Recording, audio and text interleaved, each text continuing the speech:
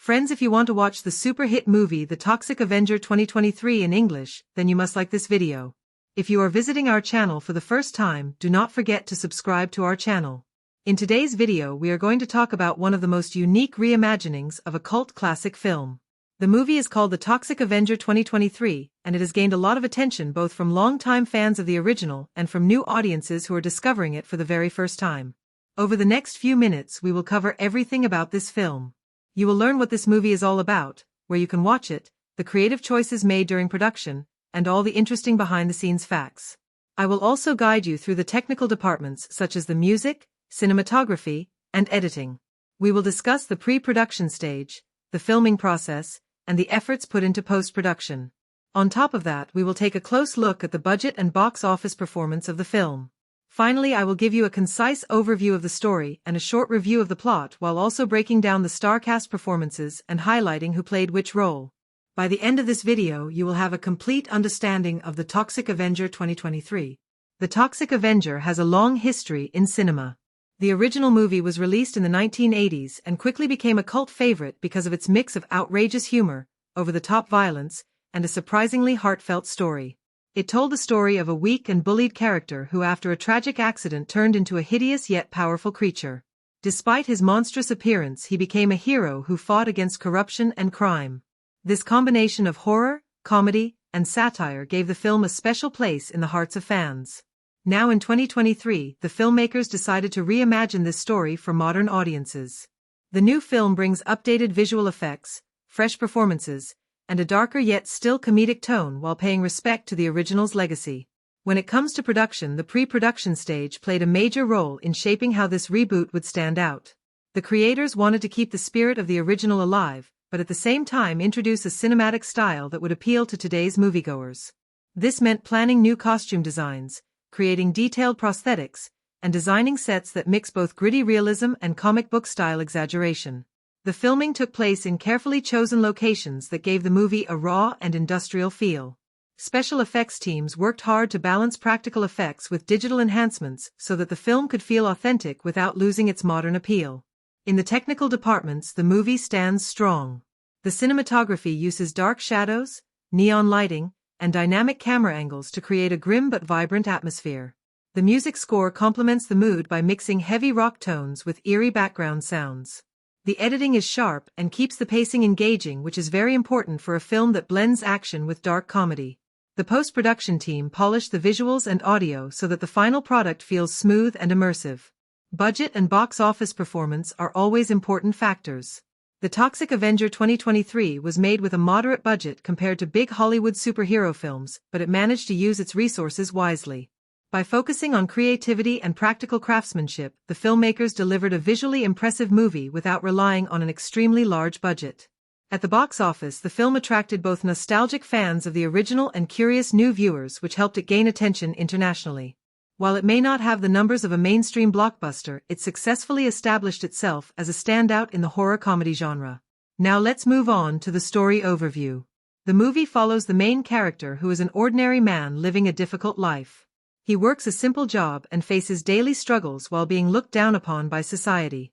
After a life-changing accident involving toxic waste, he is transformed into a grotesque but extremely powerful creature. Instead of hiding from the world, he decides to fight back against the corruption and violence that surrounds him. The plot mixes dark humor with moments of brutal action, but at the core of the story lies a message of transformation, justice, and standing up for what is right even if the world sees you as a monster. The cast performances add a lot of strength to the movie. The lead actor brings both vulnerability and intensity to the role, making the audience sympathize with his pain while also cheering for his heroic side. The supporting cast includes villains who are exaggerated but menacing, friends who add heart and humor, and background characters who make the world feel alive.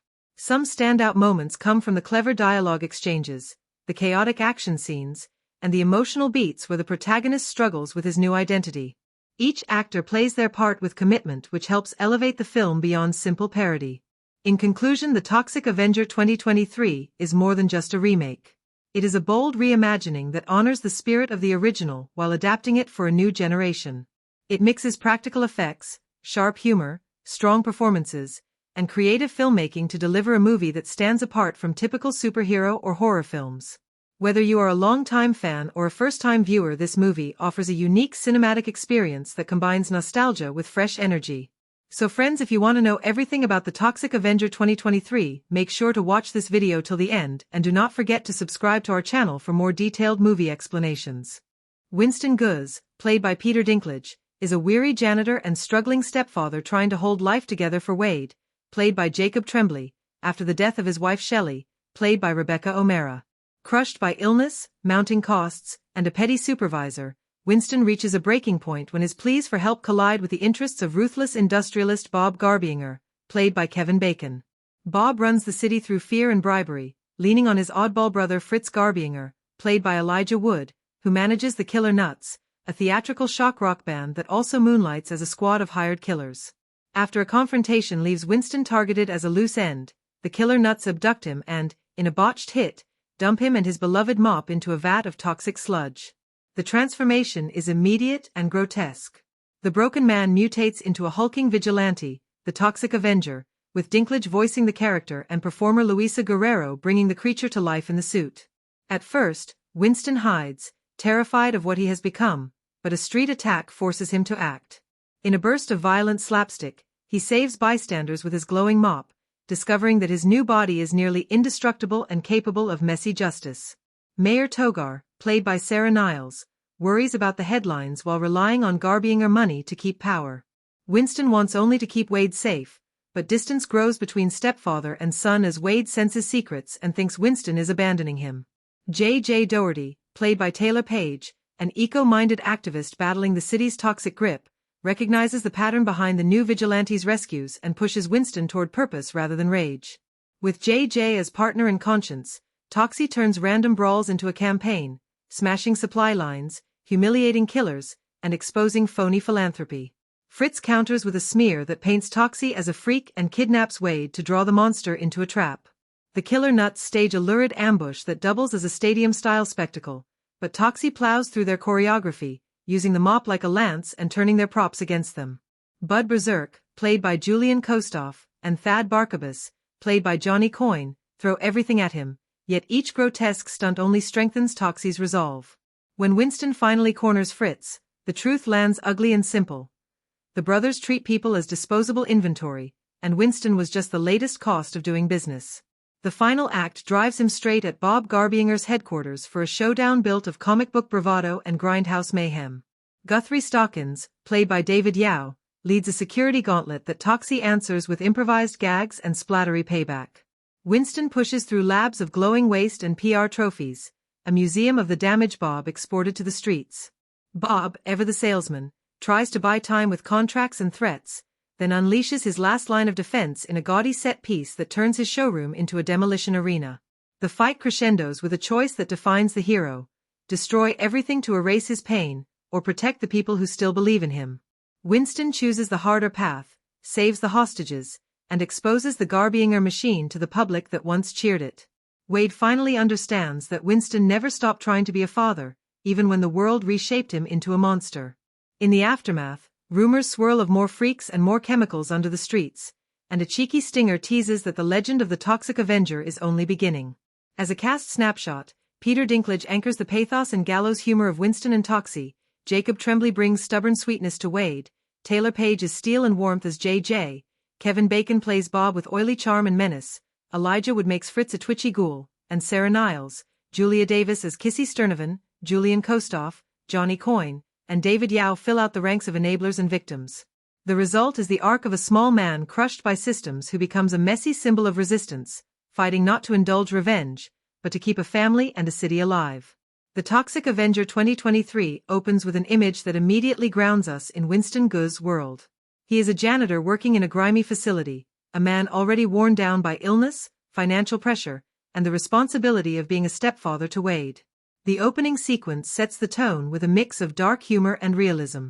We see Winston pushed around by petty supervisors and overlooked by society, painting him as an underdog with little power. The setup carefully builds sympathy, showing us the imbalance between his quiet resilience and the crushing weight of a corrupt system. The inciting incident arrives when Winston's plea for help collides with the schemes of industrialist Bob Garbinger. Bob is shown as a ruthless magnate who has poisoned the city with both chemicals and corruption, and his brother Fritz runs a gang of theatrical killers known as the Killer Nuts. Winston becomes a liability after challenging their influence, and in a twisted sequence that blends absurdity with horror, he is attacked, abducted, and dumped into a vat of toxic sludge along with his mop. This grotesque transformation marks the turning point that kicks the story into its true premise. The rising action begins as Winston, now mutated into the Toxic Avenger, confronts the horror of his new body.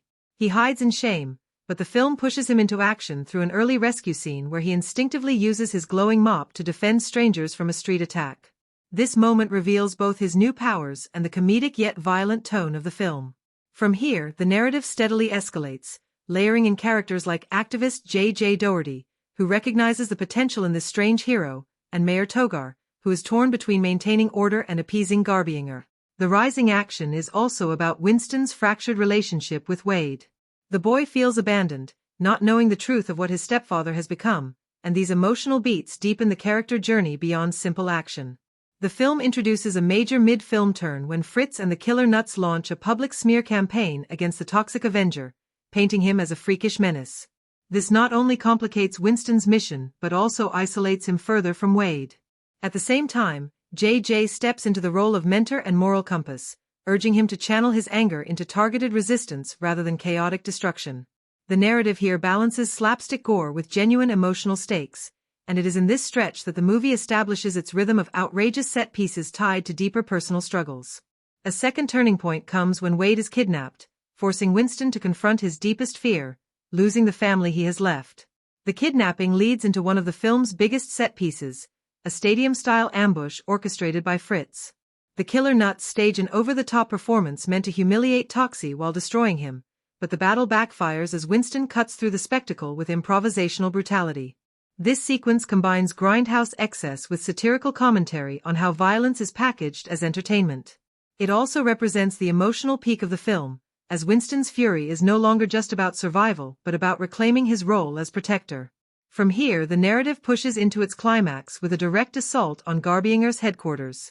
The build-up is structured like a gauntlet, with Winston battling through guards, traps, and grotesque displays of corporate greed. The tone alternates between absurd comedy and genuine menace, highlighting the surreal blend that defines the film. Bob Garbinger tries to stall Winston with manipulation, contracts, and hollow promises, but the Toxic Avenger barrels forward, creating a demolition derby of bodies and broken machines. The fight escalates into a final showdown that forces Winston to choose between indulging revenge and safeguarding the people who still believe in him. The finale resolves with Winston saving the hostages and exposing Garbinger's crimes. He secures Wade's trust and earns his place as both father and unlikely hero, even if he remains a monster in appearance. The closing beats tease the possibility of more toxic secrets under the city, leaving room for continuation while satisfying the immediate arc. The narrative choice to keep the story largely linear makes the transformation and escalation clear, but within that structure the film plays with tone and spectacle, blending satire, horror, and comedy. Each turning point not only pushes the plot but also reshapes our feelings about Winston, moving him from victim to reluctant avenger to fully realized protector. The key narrative strength of the Toxic Avenger 2023 lies in its ability to juggle absurd gore with emotional sincerity. Scenes such as Winston's first transformation, his rescue of bystanders, the ambush by the Killer Nuts, and the final battle are more than action beats. They serve as reflections of his inner conflict and his evolving relationship with Wade. By placing character emotion at the center of exaggerated spectacle, the film maintains a balance between parody and pathos. In summary, the film tells a complete story of a man destroyed by corruption who rises as a grotesque savior. The setup grounds us in Winston's struggles, the inciting incident forces a transformation, the rising action builds conflict through smear campaigns and strained family ties, the mid-film turns raise both stakes and spectacle, and the finale delivers catharsis with a choice that cements him as a flawed but genuine hero. The Toxic Avenger 2023 uses narrative clarity with tonal chaos to keep audiences both entertained and emotionally invested, ensuring that beneath the slime and slapstick lies a surprisingly heartfelt journey. The heart of the Toxic Avenger 2023 lies in its characters. Beyond the gore, satire, and action, it is a story about flawed people navigating a toxic world, and how transformation, literal or metaphorical, shapes who they become. Each character begins with a set of desires, insecurities, and obstacles, and the movie tracks how they change, regress, or reveal hidden truths as events unfold. At the center is Winston Gooze, played by Peter Dinklage. When the movie begins, Winston is a weary janitor, a man weighed down by illness, financial stress, and the emotional strain of raising his stepson Wade after the loss of his wife. His want is simple and painfully human. He wants to provide for Wade and keep a sense of dignity in a system that constantly humiliates him. His obstacle is both external and internal. Externally, the city's corruption, his abusive bosses, and the unchecked greed of Bob Garbinger trap him in hopelessness. Internally, Winston doubts his worth, often shrinking from confrontation. His transformation into the Toxic Avenger is both grotesque and liberating. At first he hides, ashamed of what he has become, but small gestures signal his shift. When he instinctively saves strangers from an attack, his trembling hands on the mop reveal his horror at his strength and his recognition that he cannot remain passive. By the end of the film, Winston evolves from a man surviving day to day into a protector willing to risk everything for Wade and the city. His final choice, to save lives rather than destroy blindly, completes an arc of growth built on reclaiming purpose. Wade, played by Jacob Tremblay, begins the film as a child still grappling with grief and confusion after losing his mother. He wants stability and honesty from his stepfather, but what stands in his way is Winston's secrecy and self-doubt. Wade interprets Winston's distance as abandonment, creating emotional conflict between them. Subtle beats highlight this tension, like Wade's sidelong glances when Winston avoids questions or his disappointed silence at missed promises. Wade's arc is smaller but significant. He moves from mistrust to understanding, realizing that Winston's silence came from shame rather than neglect. In the final act, Wade sees his stepfather embrace the monstrous identity to save him, and the hug they share confirms his growth from wounded child to someone capable of empathy. Bob Garbinger, played by Kevin Bacon, represents unchecked greed and corruption. At the start, Bob is presented as charming, calculated, and untouchable. He wants power and control, and nothing stands in his way except Winston's accidental transformation into a force of resistance. What makes Bob effective as an antagonist is that he never changes. He remains consistent in his selfishness, embodying the toxic system itself. His refusal to evolve contrasts with Winston's growth, making their conflict symbolic as well as personal. Bob's gestures, such as his casual dismissal of lives ruined by his company or his fake benevolence in public, reveal the hollow core of his character. His downfall does not come from inner weakness but from arrogance, the belief that even monsters can be bought. Fritz Garbinger, played by Elijah Wood, begins as the eerie reclusive brother who manages the killer nuts. His want is validation from Bob and the thrill of orchestrating chaos. What stands in his way is his own instability, which makes him dangerous but also pathetic. Subtle beats, like his obsessive tics and his gleeful cruelty during the ambush sequence, show that Fritz is less a mastermind and more a tool for Bob's larger schemes. By the end, his regression is clear. While Winston finds strength through transformation, Fritz only deepens his descent into madness, becoming the embodiment of destructive indulgence. J.J. Doherty, played by Taylor Page, is one of the most important side characters. She begins as an activist fighting against the toxic grip of Garbinger's empire. She wants justice and cleaner accountability, but her obstacle is lack of power. Winston's emergence offers her a chance to amplify her cause. The subtle beat that defines her growth is the moment she convinces Winston to channel his rage toward targeted resistance, proving she is not just a cheerleader but a guide. JJ does not transform physically, but her arc lies in moving from isolated protest to meaningful partnership, showing how community forms even in hostile environments. Mayor Togar, played by Sarah Niles, and supporting figures like Kissy Sternovan, Bud Berserk, Thad Barkabas, and Guthrie Stawkins serve as reflections of complicity and corruption. Some, like the mayor, begin with conflicted motives, torn between political survival and public duty, but ultimately reveal regression as they choose convenience over integrity. Their lack of change makes Winston's growth stand out more clearly. The most important relationships that drive character change are between Winston and Wade, and between Winston and JJ. With Wade, the relationship forces Winston to confront his shame and reassert his role as father. With JJ, the partnership pushes him to embrace his new identity as a force for good rather than chaos. Small gestures, Winston's trembling hand as he reaches for Wade, JJ's steady eye contact as she challenges him, signal the emotional depth beneath the gore. By the end of the Toxic Avenger 2023, Winston is no longer the invisible janitor. He is scarred, monstrous, and feared, but he has found meaning and reclaimed his bond with Wade. Wade matures through acceptance, JJ evolves into a leader, Bob and Fritz remain corrupt until destruction, and the side characters reveal the cost of compromise. The character arcs collectively reinforce the movie's theme. Transformation exposes true nature, and in a toxic world, change can either corrupt further or create unlikely heroes. The Toxic Avenger 2023 thrives not only on its bizarre premise and outrageous tone, but also on the performances that bring this world to life. Every actor contributes to the film's chaotic energy, whether by fully disappearing into a role or leaning into the exaggerated absurdity. The performances shape the balance between satire, horror, and pathos, and in some cases elevate scenes that could otherwise feel too cartoonish. Peter Dinklage as Winston Gooze is the emotional anchor of the film. His physical presence is not used in the typical heroic sense. Instead, his weary expressions and quiet delivery at the beginning create sympathy for a man beaten down by life.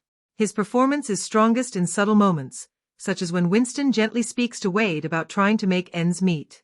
The tenderness in his voice contrasts sharply with the grotesque transformation that follows. Once he becomes the Toxic Avenger, Dinklage provides the voice while Luisa Guerrero performs inside the suit. The combination is striking. Guerrero uses heavy, deliberate body language that conveys both monstrosity and hesitation, while Dinklage's vocal timing layers in humor and vulnerability. Together they create a dual performance that feels oddly tragic yet funny. A standout moment is Winston's first rescue as Toxie, where his stammering voice clashes with brutal action, grounding the spectacle in character. Jacob Tremblay as Wade brings sincerity and youthful frustration to the role of the stepson. Tremblay has built his career on naturalistic performances, and here he balances innocence with suspicion. His chemistry with Dinklage is most effective in moments of silence, like when Wade watches Winston avoid eye contact, clearly sensing the distance between them. The performance matures by the climax, when Tremblay shifts from wounded confusion to genuine admiration as he realizes Winston never abandoned him. Though Wade's role is smaller than the central conflict, Tremblay ensures it resonates emotionally, and his quiet delivery lingers in memory long after the big battles. Kevin Bacon as Bob Garbinger is the film's most flamboyant performance. Bacon disappears into the role by fully embracing the sleaze of a corrupt industrialist. His physicality, swaggering across boardrooms, smirking in press conferences, leaning into a mocking drawl, turns Bob into a villain that is both comical and threatening. He steals scenes with his oily charm, especially during monologues where he promises prosperity while dripping with insincerity. A key moment comes when he tries to manipulate Winston with contracts and empty promises. The way Bacon tilts his voice between paternal calm and mocking superiority makes the villain unforgettable. His performance works because he never winks at the audience. He plays Bob as if the corruption is perfectly rational, which makes the satire sharper. Elijah Wood as Fritz Garbinger is the scene stealer in a completely different way. Disguised under heavy makeup, Wood gives a twitchy, unsettling performance that channels nervous energy into menace. His darting eyes, hunched posture, and jittery vocal patterns create a character who is unpredictable and grotesque. Fritz thrives in moments of theatricality, like orchestrating the killer Nuts' ambush. His timing, mixing whispers with sudden bursts of laughter, keeps the audience off balance. Wood's ability to disappear into such a strange, ghastly role highlights his versatility. The performance lingers because it is both horrifying and darkly funny, a mix that suits the film's tonal chaos. Tayla Paige as J.J. Doherty offers the film its moral compass. Her performance stands out because of its restraint. Where others go big and eccentric, Paige grounds the story with sincerity and conviction. Her chemistry with Dinklage works because she plays off his vulnerability rather than overshadowing it. One of her most effective scenes is the quiet conversation where she convinces Winston to use his powers with purpose. Her firm but gentle delivery gives weight to the moment, showing how her presence nudges the protagonist toward growth. Without Paige's balance, the film might tip too far into parody, but her grounded energy makes the stakes feel real. Sarah Niles as Mayor Togar delivers a performance of conflicted authority. Her scenes showcase hesitation and calculation, especially when balancing her public role against a reliance on Garbinger's money. Niles conveys much through small gestures, a sigh before signing a document, a narrowing of eyes when hearing about Toxie, that signal her inner conflict. Though not a central figure, she makes the mayor's compromises believable and nuanced. Supporting players like Julia Davis as Kissy Sternovan, Julian Kostoff as Bud Berserk, Johnny Coyne as Thad Barkabas, and David Yao as Guthrie Stockins lean into caricature, but that is exactly what the material calls for. Kostoff and Coyne revel in exaggerated menace, while Davis injects satirical humor into her moments. Their performances may not be layered, but they contribute to the heightened comic book feel of the world. Not every performance lands perfectly. Some minor characters play their roles so broadly that the humor feels out of sync with the darker tone, and in certain fight sequences the line delivery is overshadowed by spectacle. Yet these weaker turns are small compared to the stronger ensemble, and they rarely derail the film. Overall, the acting in the Toxic Avenger 2023 balances absurdity with sincerity. Dinklage and Tremblay provide emotional weight, Page grounds the chaos, Bacon and Wood revel in villainy, and the supporting cast leans into exaggerated energy. The interplay of timing, physicality, and vocal delivery makes even the most outrageous scenes resonate. Whether through a heartfelt monologue, a sinister smirk, or a jittery gesture, the performers turn a grotesque parody into a film that surprises with genuine emotion. The direction of the Toxic Avenger 2023 is arguably its most defining element because it sets the film apart from both the low-budget cult original and the conventional superhero landscape. Director Macon Blair approaches the material with a dual vision: respect for Troma's outrageous legacy and a desire to infuse modern cinematic polish without sanding down the edges. The film's identity is forged through these competing impulses, and the result is a strange hybrid of camp, satire, and surprisingly heartfelt emotion. One of Blair's most noticeable directorial choices is how he stages the transformation of Winston Gooze into the Toxic Avenger. Rather than rushing through the mutation with quick edits, he lingers on the grotesque detail, drawing out discomfort while simultaneously building empathy for the character.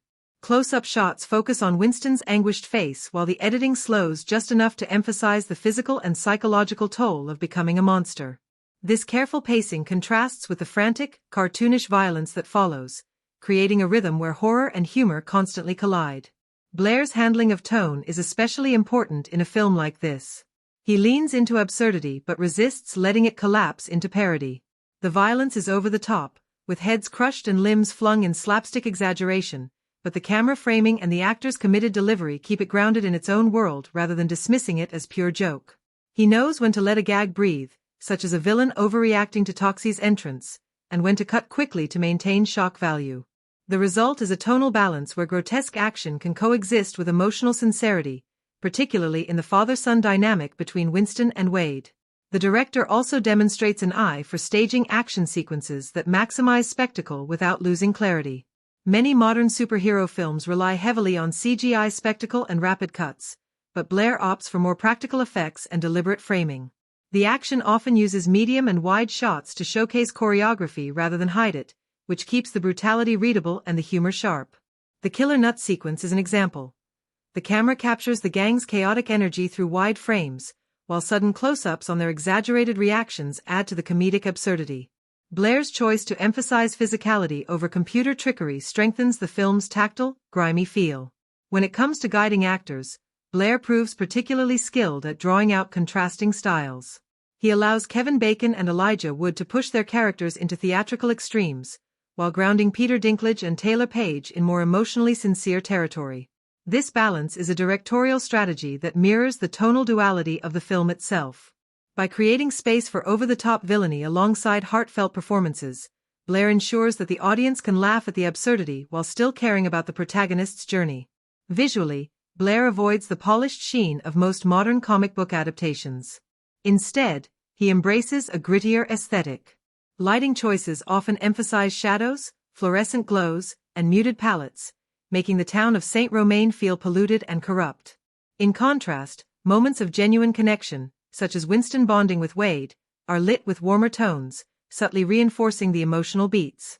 This juxtaposition is a directorial tactic that guides the audience's subconscious response, making sure the grotesque violence does not overwhelm the quieter heart of the story. Blair's stylistic signature often leans toward grounded chaos. He does not rely heavily on long tracking shots, though occasionally he uses them to emphasize disorientation, such as in sequences where Winston navigates a world that suddenly fears him.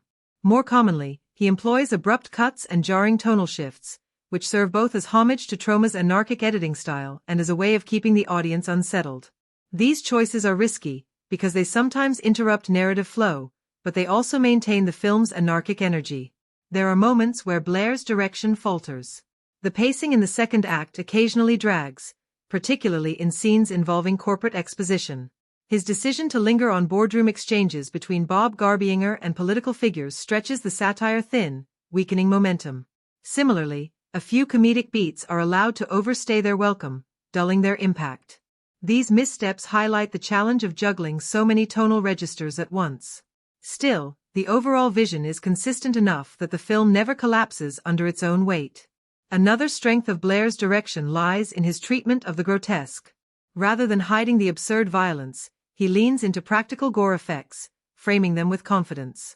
The camera lingers on dismemberments and mutations just long enough to shock, but he always punctuates the horror with humor, such as a villain slipping comically after a bloody fight. This method of embracing excess rather than apologizing for it defines the film's aesthetic and connects it directly to its cult roots. By the time the film reaches its climax, Blair has successfully orchestrated a world where sincerity and grotesque parody coalesce. The final showdown is staged not just as a battle between Toxie and corporate evil, but as a thematic confrontation between exploitation and self-acceptance. The way the director frames Winston standing over his enemies, covered in slime yet delivering a speech about protecting his son, captures the strange harmony of pathos and parody that defines the movie. Ultimately, Macon Blair's direction makes the Toxic Avenger 2023 distinct in a crowded genre. His choices in tone, staging, and actor guidance ensure that the film retains the anarchic spirit of trauma while achieving a surprising emotional depth. The risks he takes with pacing and editing do not always land, but the vision is clear and unapologetic. By steering the chaos with confidence, Blair turns what could have been a shallow remake into a work that both honors its roots and offers a unique cinematic ride. The cinematography of the Toxic Avenger 2023 plays a central role in shaping the film's uneasy balance between grotesque absurdity and genuine emotion. While the story and performances provide the substance, it is the way the camera frames this world that determines how the audience experiences both the chaos and the heart beneath it. Director of photography Jason Crandall crafts visuals that deliberately reject the sleek polish of most modern superhero films.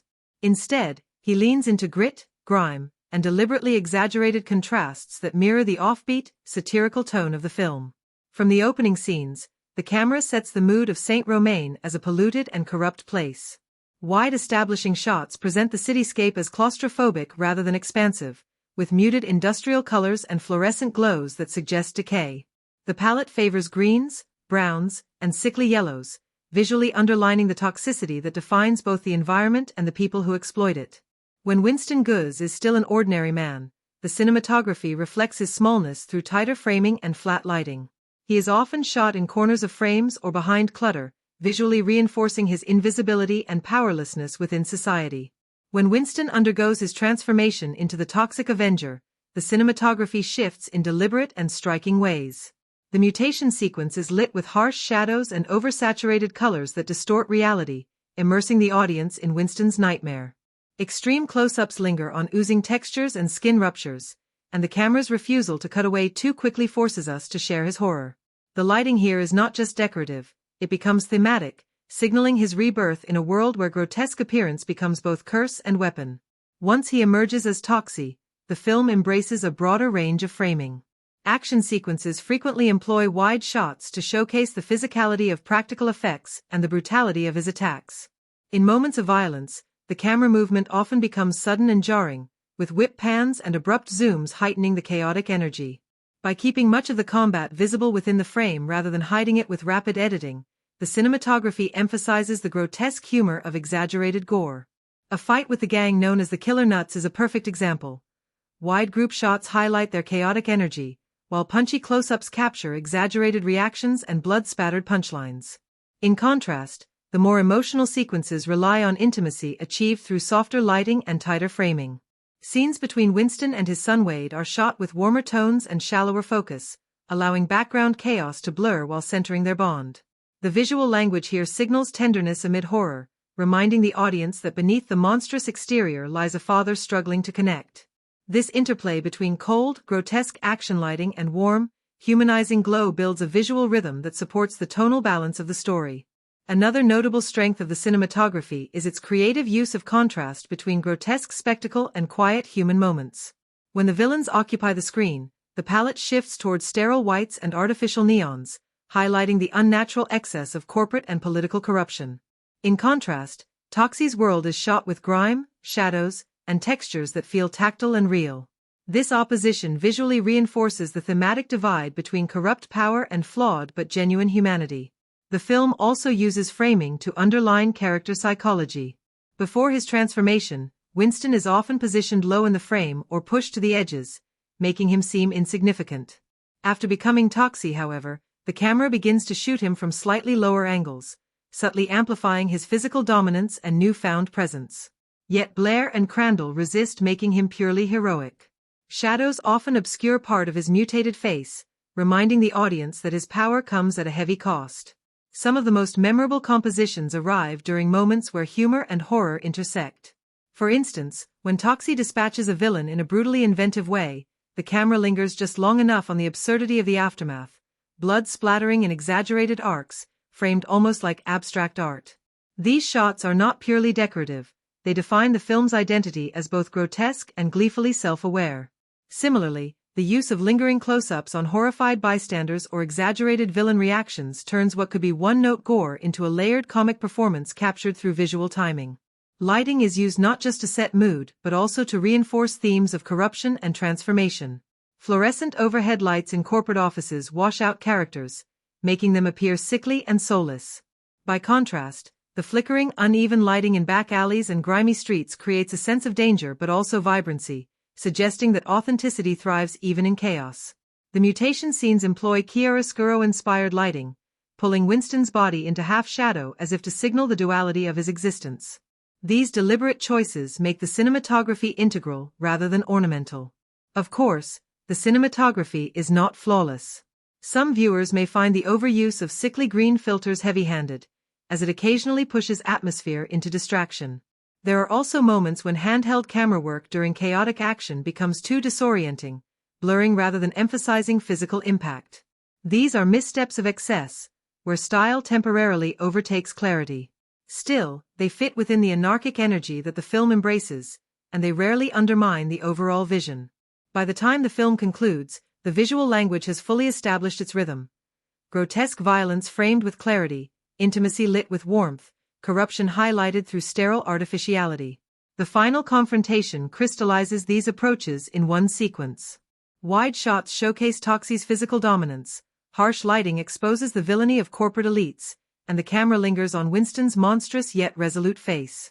The cinematography makes sure the audience not only sees the absurd spectacle but also feels the emotional weight behind it. Ultimately, the cinematography of the Toxic Avenger 2023 is not simply decorative. It is essential to the storytelling, shaping how audiences perceive tone, character, and theme. Through deliberate framing, bold lighting, and an unapologetic embrace of grotesque imagery, the camera gives the film its anarchic but surprisingly human identity.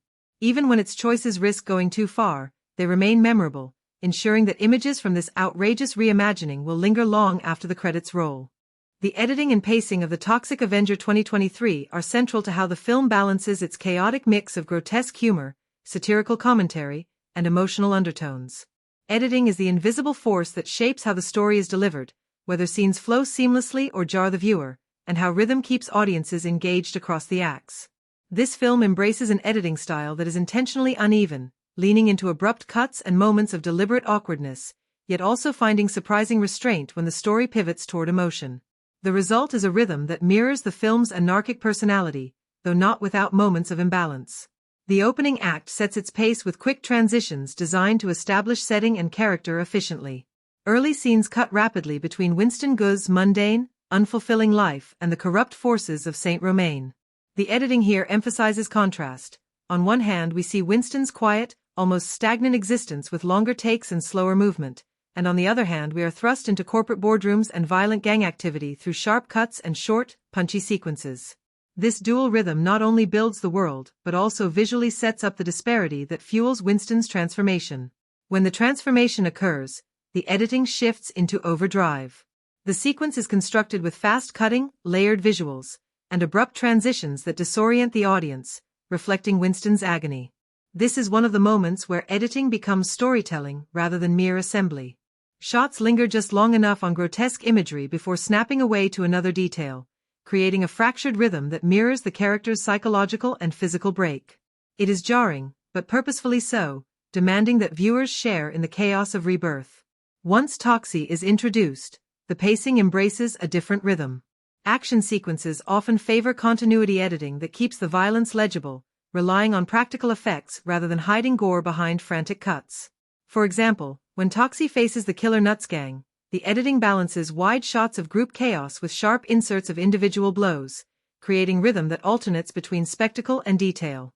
The timing of cuts is crucial here, as they allow the exaggerated violence to breathe just long enough for the humor to land before moving forward. It is a comedic rhythm built on surprise, using editing to punctuate absurd kills as if they were punchlines.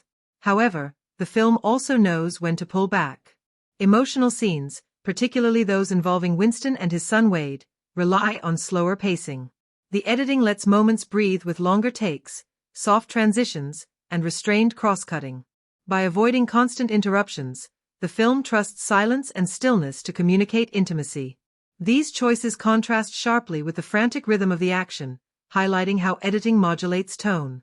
When Winston's dual identity as father and monster becomes central, the editing slows further, allowing viewers to dwell on his expressions and the awkward pauses in his interactions. This patience amplifies the emotional weight of the narrative, showing that restraint can be as powerful as chaos. Cross-cutting is used strategically throughout the film to build suspense or underline thematic parallels. One notable sequence intercuts between corporate villains plotting their schemes and Toxie preparing for confrontation. The rhythm alternates between sterile, controlled boardrooms with clean cuts and the grimy, chaotic world of Toxie, reinforcing the divide between corruption and authenticity. Later in the film, flashbacks are woven into moments of crisis, usually cut abruptly to disorient the viewer and place us in Winston's fragmented memory. These editing choices sometimes border on disjointed, but they effectively communicate the instability of his internal state. The second act occasionally struggles with pacing. After the explosive transformation and initial rampage, there are stretches where editing slows to the point of dragging. Exposition scenes, while necessary, are cut in a straightforward and almost flat style, which diminishes momentum. This is where a more dynamic editing rhythm might have helped sustain energy. The lulls are not long enough to derail the film, but they do create uneven pacing that contrasts sharply with the sharpness of surrounding sequences.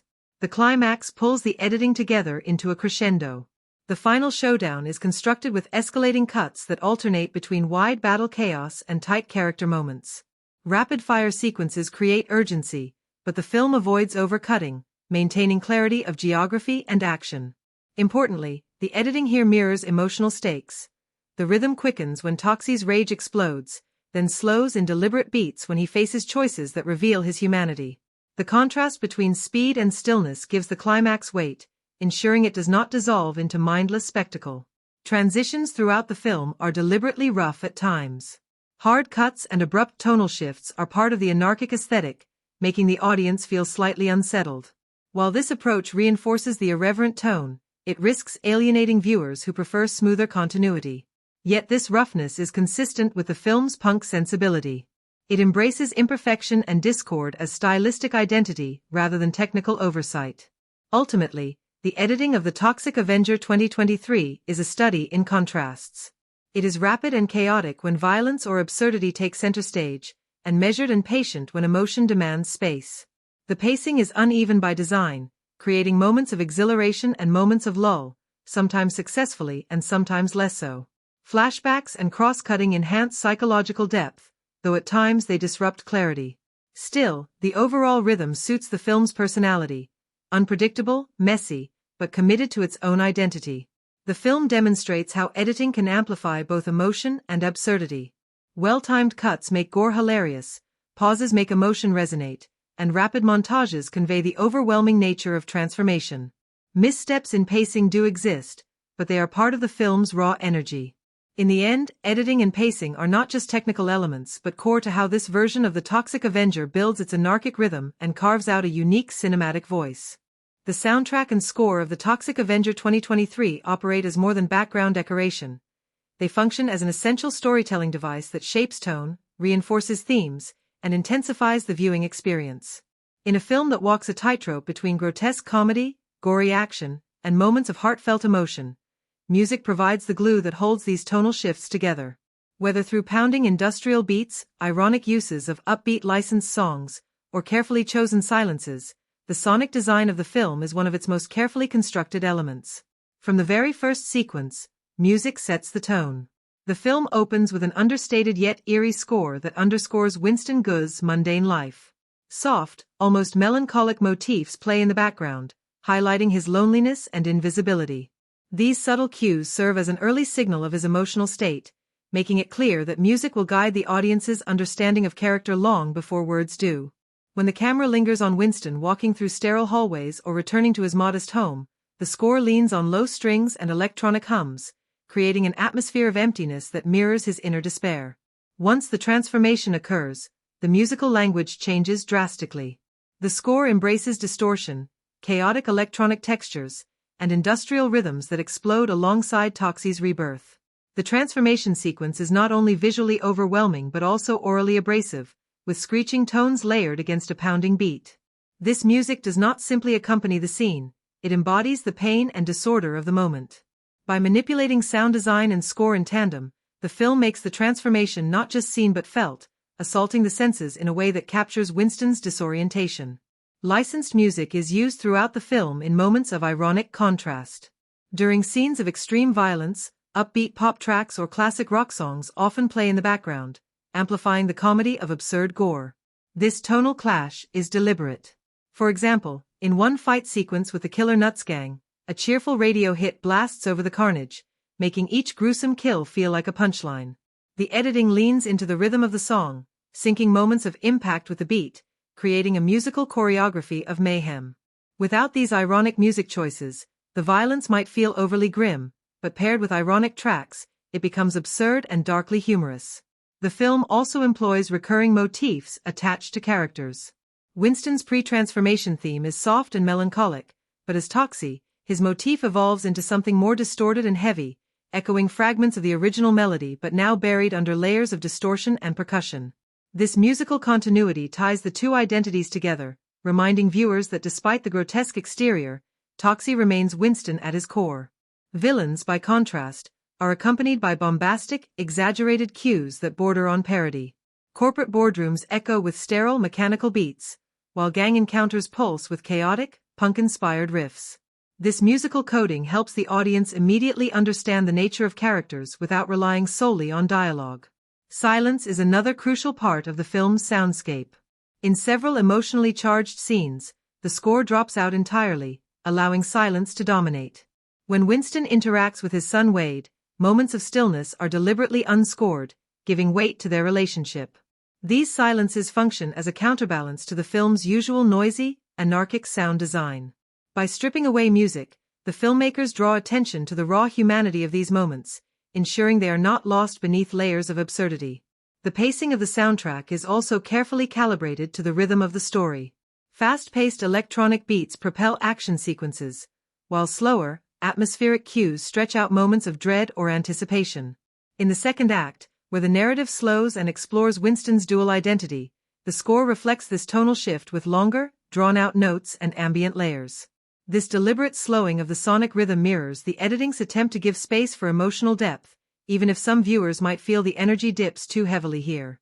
In the climax, music reaches its peak intensity. The score layers distorted guitars, pounding percussion, and electronic noise to create a wall of sound that mirrors the chaos on screen. Yet within the frenzy, musical motifs return, grounding the chaos with recognizable themes. Winston's distorted motif clashes against the villain's bombastic theme, effectively turning the battle into a musical duel as well as a physical one. These choices elevate the climax from spectacle to something more symbolic, a sonic representation of the war between corruption and resilience. There are moments where the score risks excess. At times, the music overstates emotion, particularly in scenes meant to evoke sympathy for Winston. Swelling strings occasionally feel too heavy-handed, underlining feelings the audience already understands without needing reinforcement. These moments threaten to tip into melodrama, though the film usually recovers by pulling back into either silence or ironic humor. Still, the overall achievement of the soundtrack and score is that they manage to juggle contradictory tones and make them feel cohesive. The ironic use of licensed music prevents the gore from being suffocating, while recurring motifs give characters thematic weight. Silence provides balance, and the climactic layering of sound cements the battle as more than just visual chaos. Without this intricate musical design, the Toxic Avenger 2023 would risk collapsing under its tonal contradictions. Instead, the soundscape provides structure, rhythm, and a sense of identity. The soundtrack and score are ultimately a character in themselves, shaping how the audience interprets emotion, humor, and horror. Music manipulates tension, builds irony, and provides thematic continuity that supports both spectacle and intimacy. The choices are sometimes bold to the point of risk, occasionally overwrought, but more often than not, they land exactly as intended. In a film defined by its messy, anarchic energy, the score is the unifying force that keeps chaos from turning into incoherence, lifting key scenes from effective to unforgettable. The Toxic Avenger 2023 is more than a grotesque superhero parody. Beneath the buckets of gore, outrageous humor, and exaggerated villains, it grapples with themes that resonate on both personal and societal levels. At its core, the film is an exploration of identity, revenge, redemption, power, and the human need for love and belonging. These themes are not always delivered with subtlety, but the rawness of their presentation makes them hit harder. The movie does not pretend to be a refined moral fable, yet it embeds surprisingly thoughtful ideas beneath its absurdity. One of the most prominent themes is identity. Winston Gooze begins as a man defined by invisibility. His job is thankless, his health is declining, and he feels unseen in the world around him. His eventual transformation into the Toxic Avenger raises questions about who he truly is. Does the grotesque new body erase his humanity, or does it force the world to finally recognize him? The film frequently returns to this tension, showing moments where Winston struggles to reconcile his monstrous appearance with his unchanged inner self. The recurring use of distorted versions of his musical motif underlines this theme. Identity here is fluid, shaped not only by how one perceives oneself but also by how others choose to acknowledge or dismiss that identity. Revenge is another central thread.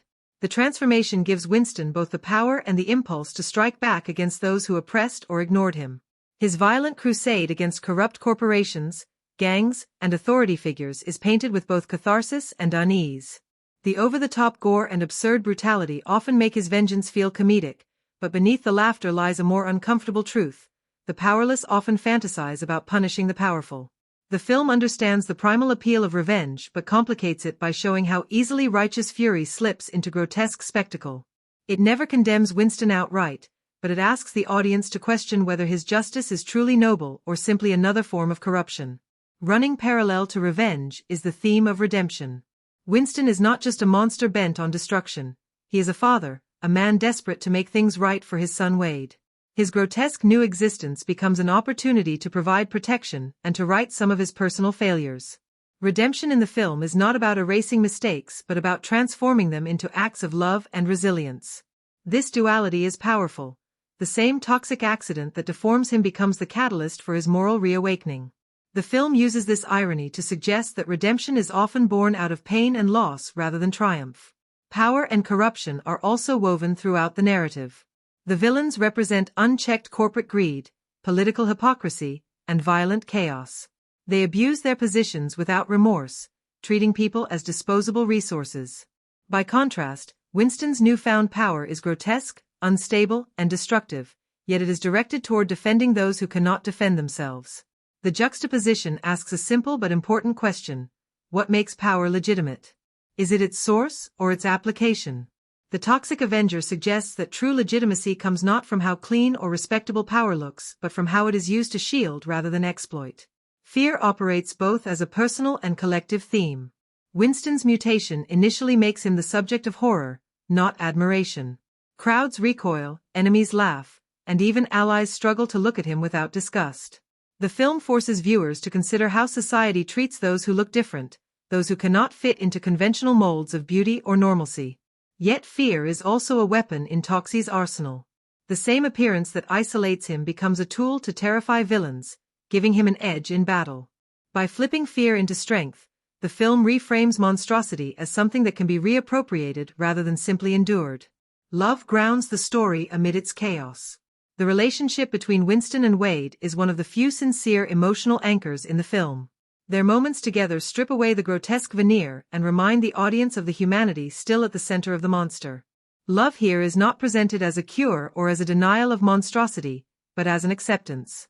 Winston's son does not care about his mutated form, he cares about his presence, protection, and devotion. This theme reinforces the film's message that belonging is not about outward appearance but about the bonds we build. Thematically, the film often communicates these ideas through images rather than dialogue. Winston's reflection in broken mirrors, the recurring contrast between sterile corporate spaces and filthy urban backstreets, and the ironic use of cheerful music over violence all serve as visual metaphors. They suggest the collision of worlds, the breaking down of facades, and the thin line between heroism and monstrosity. These images resonate even when the dialogue veers into parody or exaggeration. There are, however, moments of thematic contradiction. The film both critiques and revels in violence. It mocks consumerism and corporate power while itself being drenched in spectacle and excess. It asks us to empathize with Winston's struggle for dignity while simultaneously exploiting his grotesque image for shock value. These mixed signals can be frustrating for viewers looking for a consistent message. Yet they also make the film richer, because they reflect the messy reality of modern superhero culture. Stories that simultaneously deconstruct and indulge in the very tropes they critique. At its heart, The Toxic Avenger 2023 is about transformation and the paradoxes it brings. Identity is both lost and found, revenge is both justified and absurd, redemption is both painful and hopeful, and love persists even in monstrous forms. The film does not offer clean answers, but it does provide a raw exploration of how people wrestle with power, fear, and belonging in a world that often seems indifferent. Its themes echo beyond the gore, lingering long after the laughter and shock have subsided. The Toxic Avenger 2023 is a film that thrives on extremes, and its visual effects play a central role in creating its unique blend of horror, comedy, and superhero spectacle.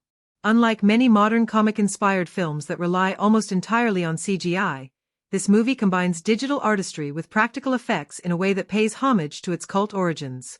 The result is a visual landscape that is deliberately uneven, sometimes seamless, sometimes jarring, and almost always memorable.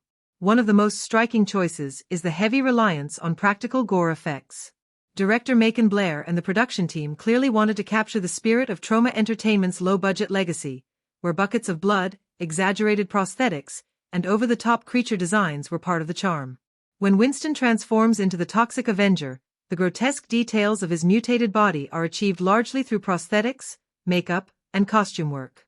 These tactile elements give the character a physical presence that pure CGI could not replicate.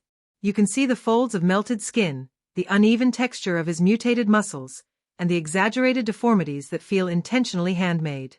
This grounding in practical effects gives the film an authenticity that connects it to its cult origins while still updating the visuals for modern audiences. That said, the movie does employ CGI in key areas, especially for enhancements that would be impossible to pull off practically. Explosions, background extensions, and certain combat moments rely on digital work.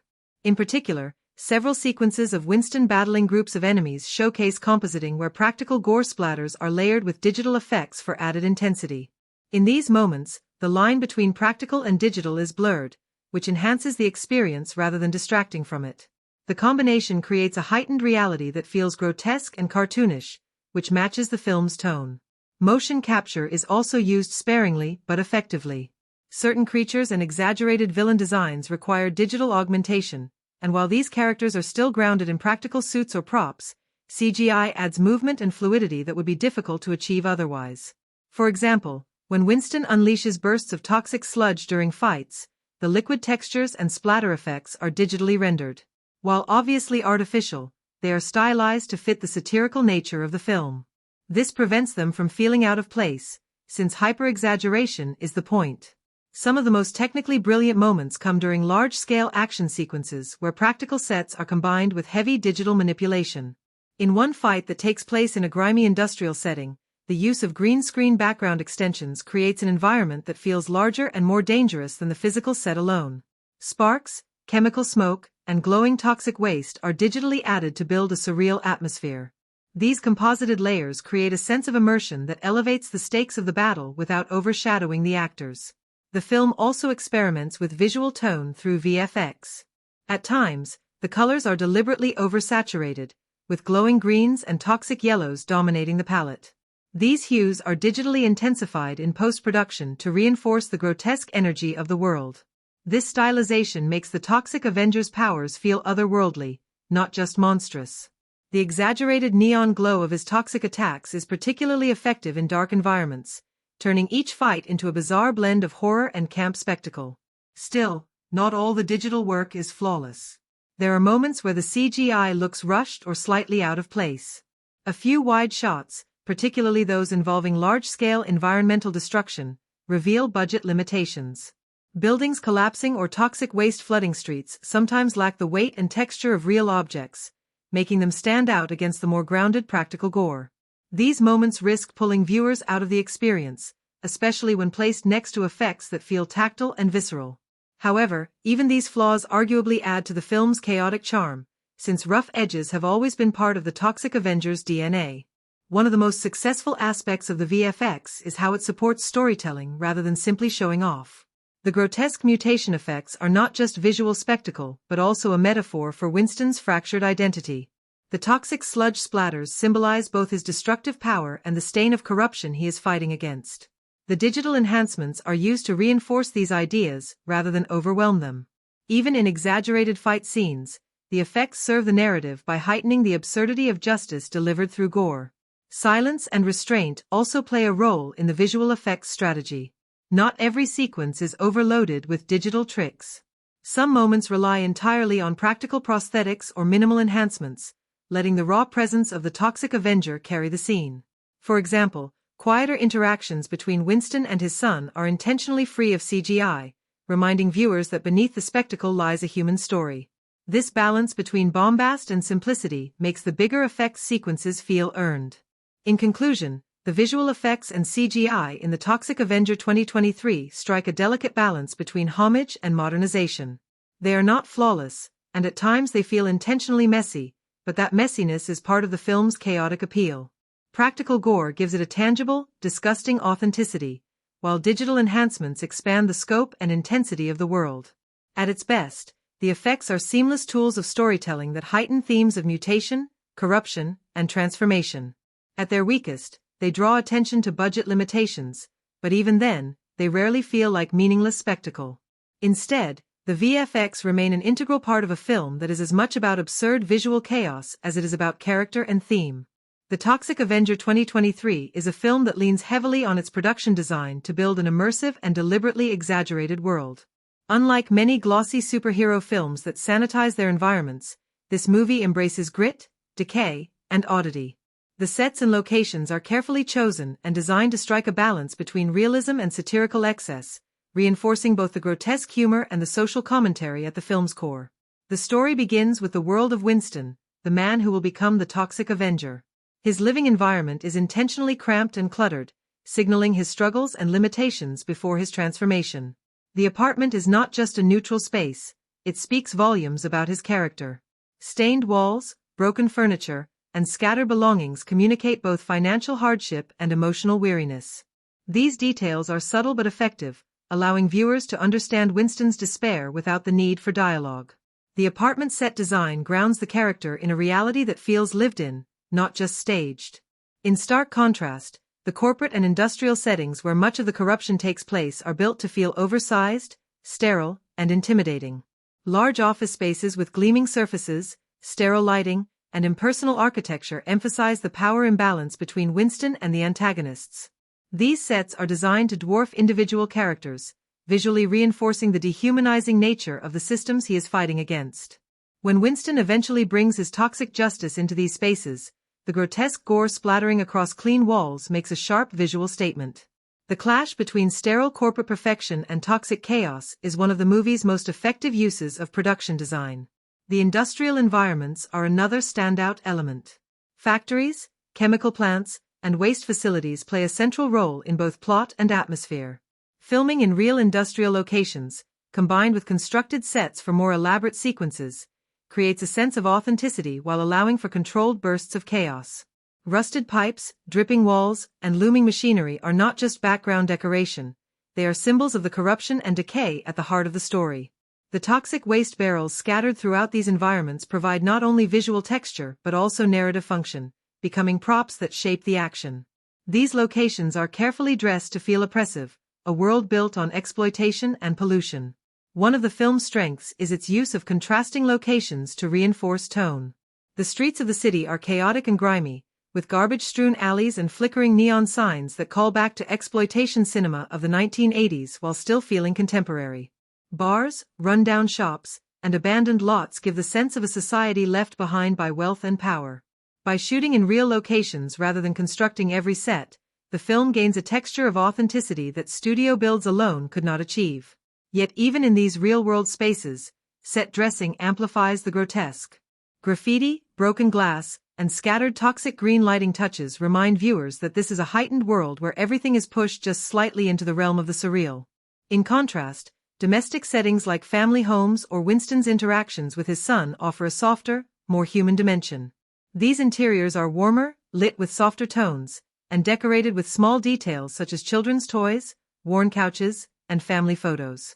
The production design here highlights the theme of duality in Winston's life. On one side, grotesque violence and toxic revenge, and on the other, a very real need to remain connected to his humanity.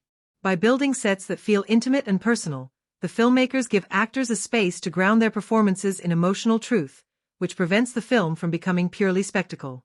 The film also benefits from occasional wide exterior shots that expand the scale of its world.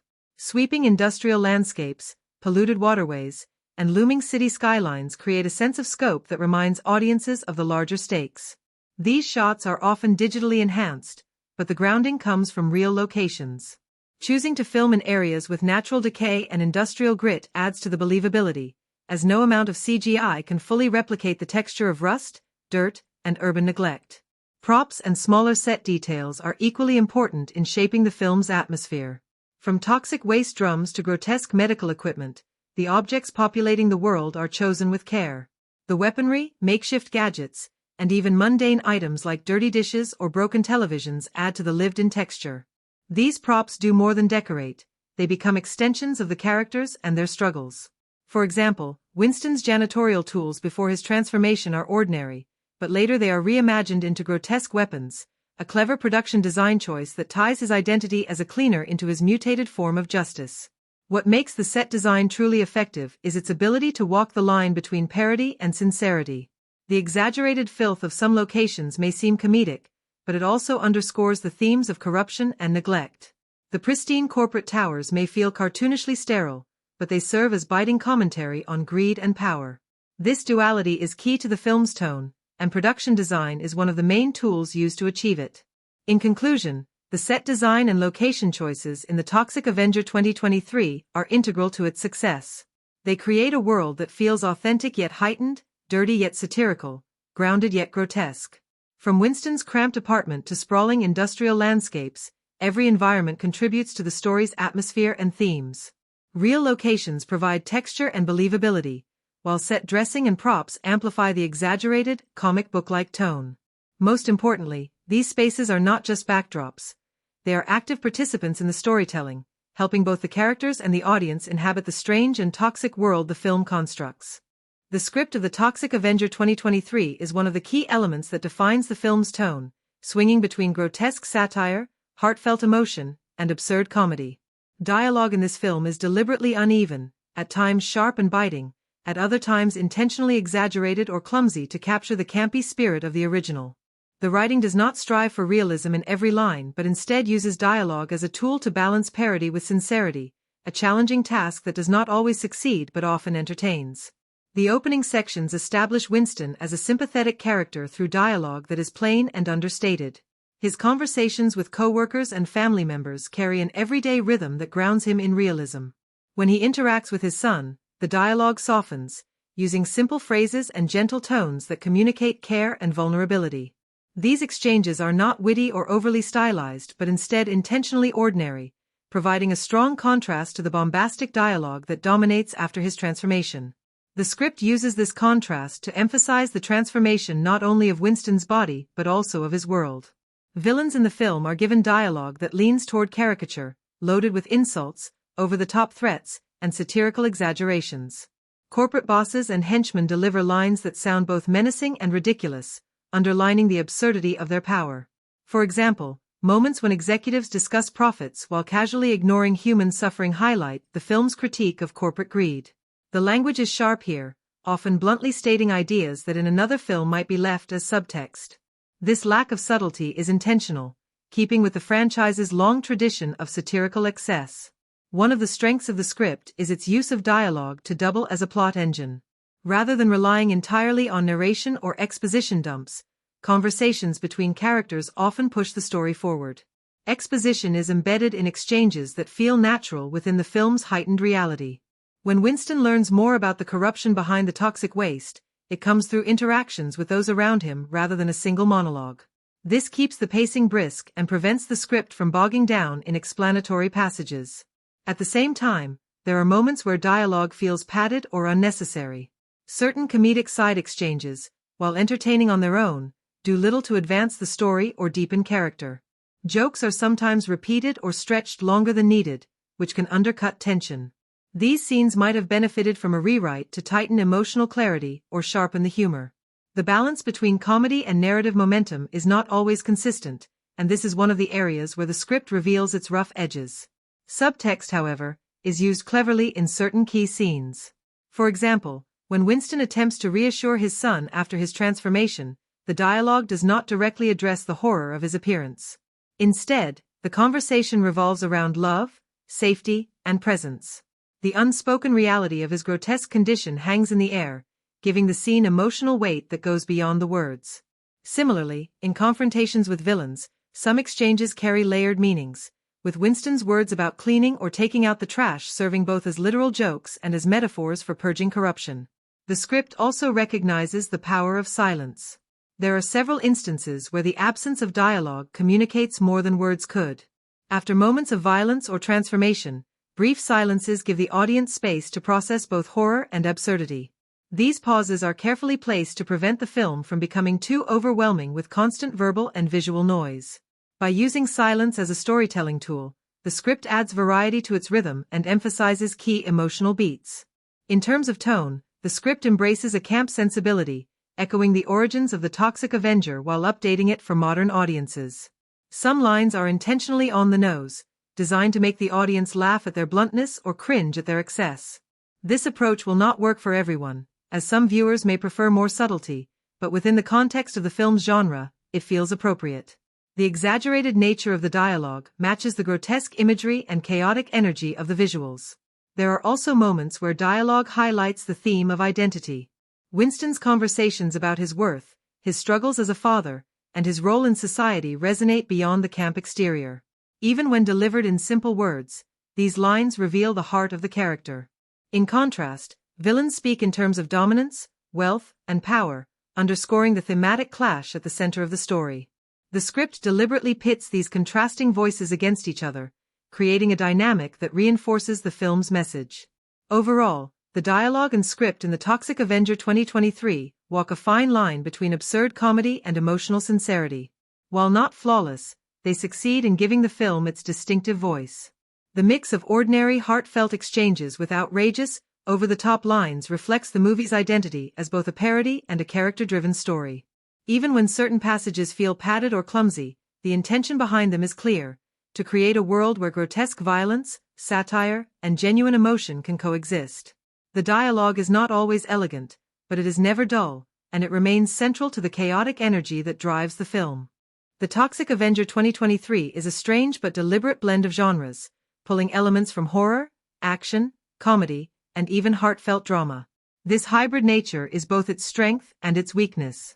On one hand, it gives the film a distinctive personality that sets it apart from conventional superhero or monster stories. On the other, it risks alienating viewers who arrive with rigid expectations of any one genre. The execution of genre conventions is never subtle, but it is intentional, leaning heavily on parody while still trying to deliver moments of genuine emotion and spectacle. From the horror side, the film embraces body horror in the transformation of Winston into the Toxic Avenger. The grotesque visuals of his mutation and the exaggerated gore during fight sequences pay homage to cult horror traditions, particularly the campy splatter films of the 1980s. Fans of classic horror will recognize the familiar beats of shocking violence, repulsive makeup, and dark humor tied to grotesque imagery. Yet unlike modern horror films that often aim for sustained dread, this movie treats horror as an aesthetic rather than a mood.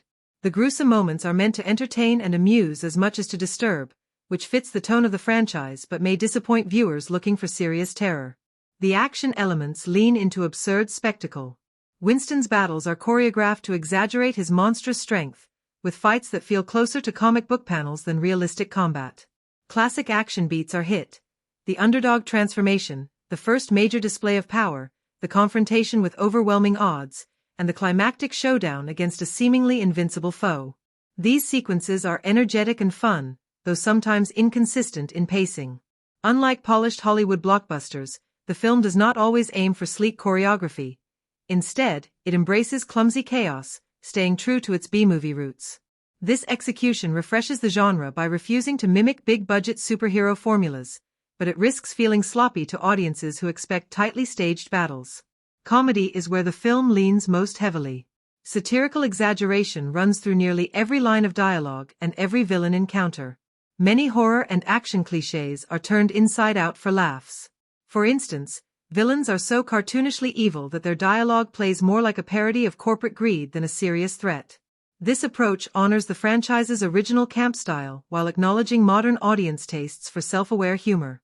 However, the commitment to comedy sometimes undercuts dramatic stakes. Just as the film builds emotional tension, a gag may interrupt, reminding viewers not to take anything too seriously. For fans of cult cinema, this tonal playfulness is part of the charm. For others, it might create emotional whiplash. Drama comes into play most in Winston's personal arc. His relationship with his son provides a genuine emotional anchor, giving the grotesque chaos some heart. This layer of sincerity is what makes the film more than a spoof. Scenes of vulnerability and quiet struggle allow the story to touch on themes of identity, love, and sacrifice, which are classic dramatic beats. By grounding the bizarre premise in relatable struggles, the film attempts to widen its appeal. Still, because the surrounding tone is so outrageous, these dramatic beats sometimes clash with the rest of the movie. The execution is uneven, but the effort to inject heartfelt drama prevents the film from being one note. In terms of genre expectations, the film honors the cult legacy of the original Toxic Avenger by refusing to play straight within any one genre. Fans who expect a horror film will find gore but not much suspense. Those who come for superhero action will get fights but not slick spectacle. Comedy fans will enjoy the parody but may be thrown by the graphic violence. Drama fans will connect to the father-son relationship but may find the absurd context distracting. This makes the movie highly specific in its audience appeal. It delights those who enjoy messy hybrid genres but risks alienating those looking for traditional formulas.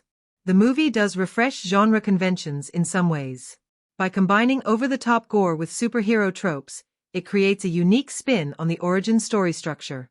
The hero's journey is played with, exaggerated, and mocked, but also surprisingly respected in moments of genuine heart. At the same time, the film avoids certain clichés, such as overly polished special effects or sanitized fight scenes. Instead, it leans into practical effects and intentional roughness, reminding viewers that imperfection can be part of the charm. Ultimately, the Toxic Avenger 2023 succeeds in executing its hybrid genre vision. It does not aim to satisfy purists of horror, action, comedy, or drama alone but instead blends them into something chaotic, campy, and unique. Its refusal to commit to one genre is a creative choice that gives it personality but limits its mainstream reach.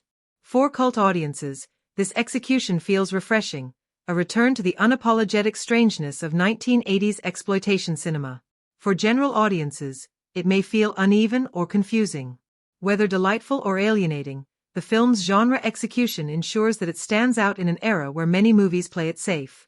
The Toxic Avenger 2023 is not only a revival of a cult classic, but also a reflection of the cultural and political climate it was made in. From its earliest scenes, the movie makes clear that it wants to be more than just a grotesque superhero parody. It uses its story and characters as a vehicle for commentary on modern society, especially issues of environmental exploitation, corporate greed, toxic masculinity, and the struggles of marginalized individuals. How well it succeeds in this commentary depends on one's perspective, because while some themes feel sharp and timely, others risk oversimplifying the complexity of real-world problems. At its core, the film inherits the original's environmental critique, but updates it for the modern age. Pollution and toxic waste are not just background elements, they are the very substance of Winston's transformation. In the 1980s, toxic waste was a pointed metaphor for corporate irresponsibility and careless industrial expansion. In 2023, This same metaphor carries added weight because audiences are more aware of climate change, ecological collapse, and the devastating effects of unchecked consumption. The film makes corporate villains responsible for both environmental destruction and human suffering, reflecting current anxieties about corporations prioritizing profit over people. While the metaphor is bold, it is also blunt, painting the villains as cartoonishly evil rather than nuanced representations of systemic problems. Still, the exaggerated approach makes the critique more accessible to mainstream audiences, even if it lacks depth. The movie also comments on power structures and inequality. Winston starts as an ordinary man whose life is shaped by forces beyond his control. He is powerless against corrupt corporations, insensitive bosses, and a system that values profit over human dignity.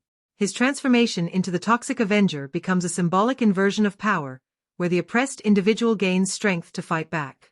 This underdog narrative resonates with audiences in an era where economic disparity and social injustice are constant concerns. The execution may be wrapped in parody and gore, but beneath the absurdity lies a familiar cry for empowerment, that those at the bottom deserve a voice and a chance to challenge corrupt systems. Another layer of commentary comes in the film's handling of masculinity and identity. Winston is not portrayed as a typical action hero. He is vulnerable, sickly, and burdened by insecurities before his transformation. Even after becoming a monstrous figure, he struggles with acceptance, both from others and himself.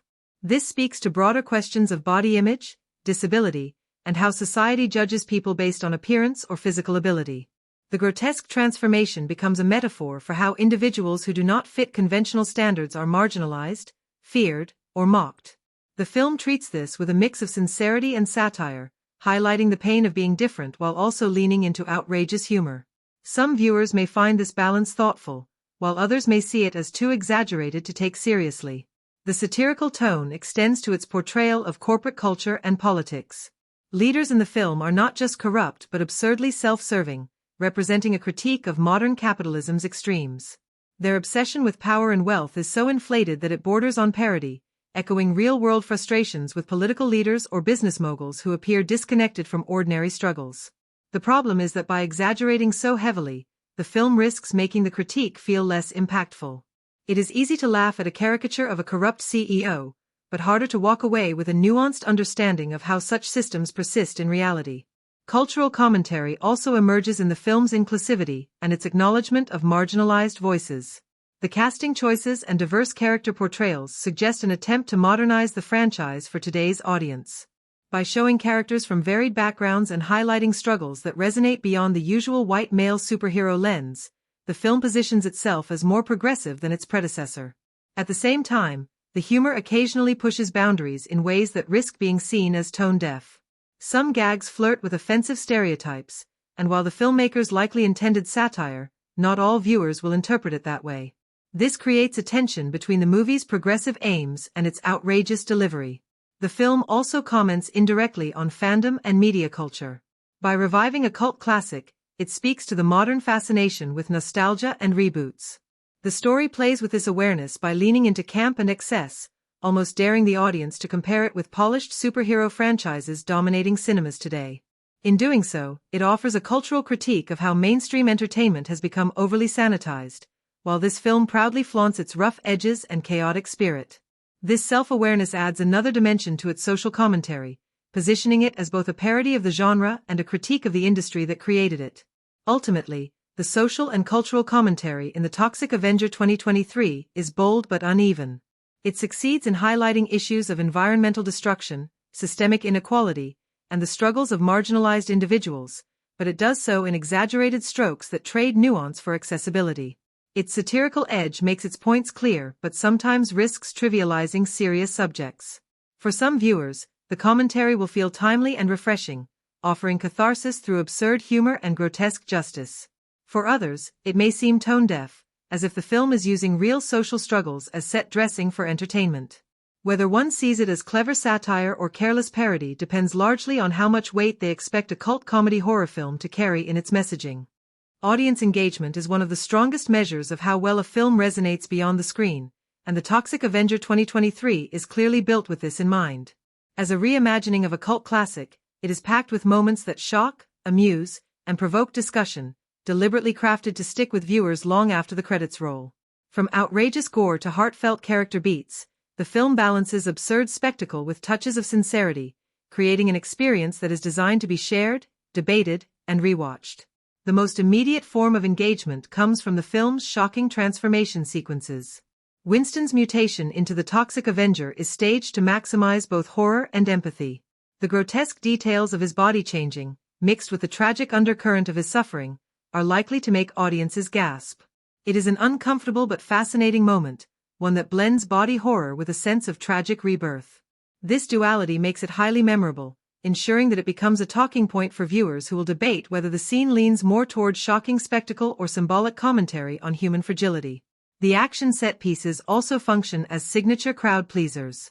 The film embraces over-the-top violence with cartoonish exaggeration, creating fight scenes that invite laughter and disbelief in equal measure.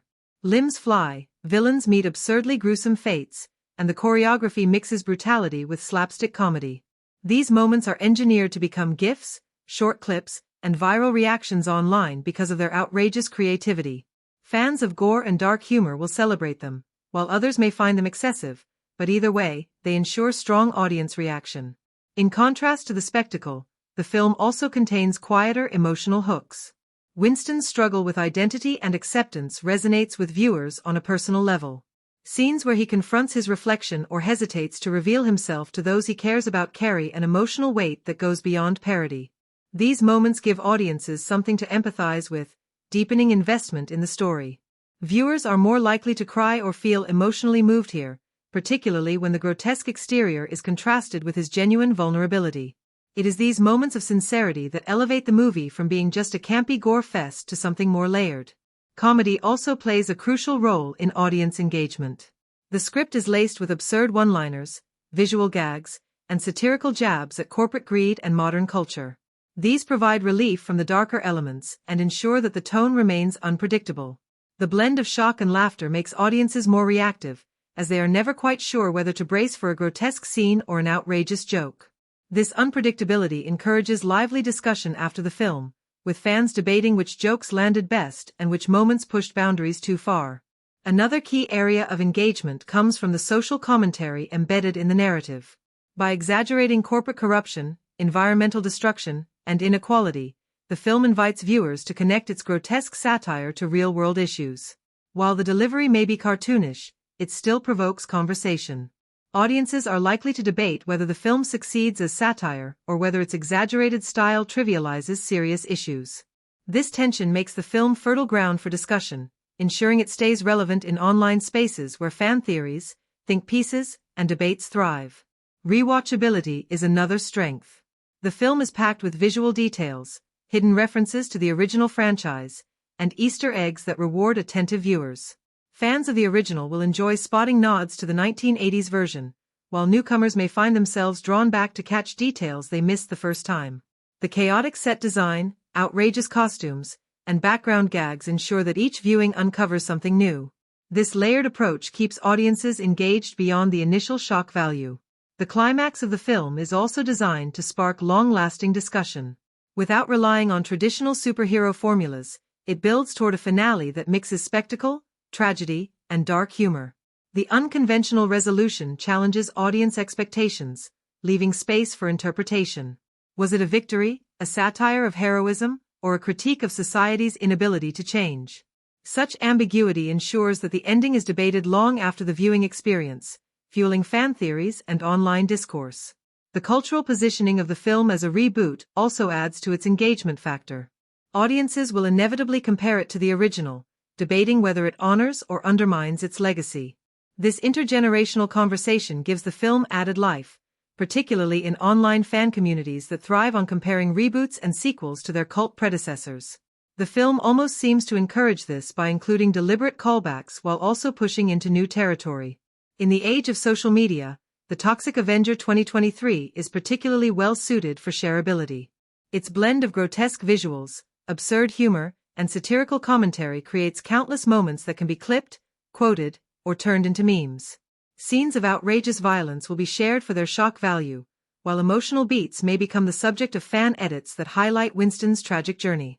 The film's exaggerated tone ensures that it thrives in a meme-driven culture, keeping it alive in online conversations long after release. In the end, audience engagement in the Toxic Avenger 2023 comes from its ability to balance shock, humor, and heart. The film makes viewers gasp at its grotesque transformations, laugh at its absurd violence, and reflect during its emotional pauses. It offers rewatchable details, encourages debate about its satire, and positions itself perfectly for viral sharing. While some may dismiss it as too outrageous, others will celebrate it as a bold reinvention that refuses to play safe. Either way, it guarantees that audiences will keep talking about it, which is the truest measure of its impact. When analyzing the Toxic Avenger 2023, it becomes clear that comparisons to similar films and the broader landscape of genre cinema are essential to understanding its place in the current era. As both a reboot of a cult property and a standalone film, it draws from a range of influences spanning campy exploitation cinema, superhero blockbusters, and satirical horror comedy. This mixture of styles creates both strengths and weaknesses, allowing it to stand out in certain areas while struggling to measure up in others. The most obvious point of comparison is with the original 1984 film The Toxic Avenger, produced by Troma Entertainment. That film was a low-budget, independent oddity that thrived on shock value, gore, and outrageous humor, eventually becoming a cult classic. The new film borrows heavily from this formula but with a more polished presentation and bigger stars. The campy DNA is still intact, but where the original leaned into amateurish charm, the reboot attempts to balance grotesque absurdity with more structured storytelling and emotional depth. This creates a tonal shift that may divide fans. Those who love the scrappy rawness of the original may find the polish too controlled, while others may appreciate that the reboot retains the outrageousness but packages it in a way more accessible to modern audiences. In terms of genre, The Toxic Avenger 2023 fits comfortably within the trend of unconventional superhero films that subvert traditional expectations. Comparisons to James Gunn's The Suicide Squad and the series The Boys are inevitable, as both works combine over-the-top violence with dark comedy and social commentary.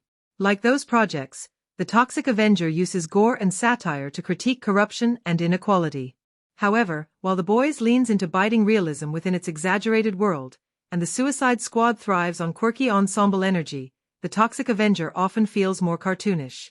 This can be both a strength and a weakness.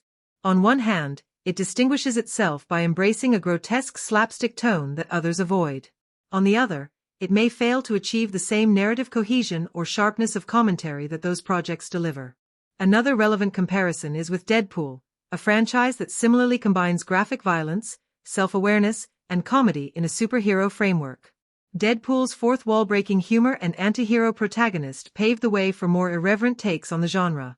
The Toxic Avenger follows that irreverence but with a more chaotic, underground sensibility. Where Deadpool is slick and witty, this film is grimier and deliberately rougher in tone, holding closer to its exploitation roots.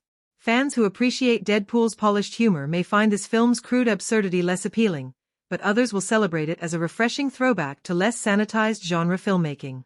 From a tonal perspective, the film also draws comparisons to horror comedy hybrids like Sam Raimi's Evil Dead 2 or Peter Jackson's early splatter films such as Braindead. Like those movies, The Toxic Avenger revels in over-the-top gore that becomes comedic through its sheer excess. The film owes a clear debt to that tradition, but unlike Raimi or Jackson, who balanced horror with inventive visual style, this reboot leans more on satire and cultural parody. This means it often lacks the visual inventiveness of those classics, though it compensates with sharper commentary on modern social issues.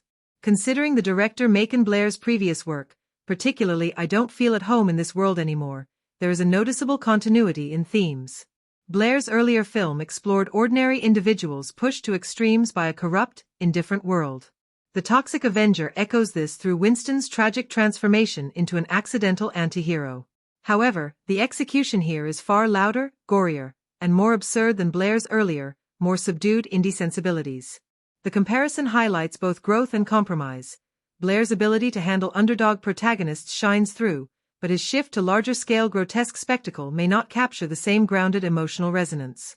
From a cultural placement standpoint, The Toxic Avenger 2023 also aligns with reboots like RoboCop, 2014, and Judge Dredd's reimagining in Dredd, 2012. Both films attempted to revive cult or niche properties with updated tones. Dredd succeeded by leaning into stripped-down brutality and faithful character work, while RoboCop faltered by sanitizing its satire. The Toxic Avenger sits somewhere in between. It honors the outlandish violence and countercultural satire of its roots, while updating the aesthetics for a modern audience. However, it occasionally struggles with the balance, making it less cohesive than Dredd but far more authentic than RoboCop's attempt. One area where the reboot struggles compared to its peers is in pacing. Films like The Suicide Squad and Deadpool maintain relentless momentum through sharp writing and dynamic ensemble chemistry. The Toxic Avenger, while outrageous, sometimes lingers too long on gags or grotesque details, slowing down its rhythm. This comparison exposes the challenge of adapting exploitation-style pacing to a mainstream runtime. The film thrives in bursts but can feel uneven compared to more finely tuned modern genre entries. At the same time, the reboot distinguishes itself by embracing its identity as a hybrid.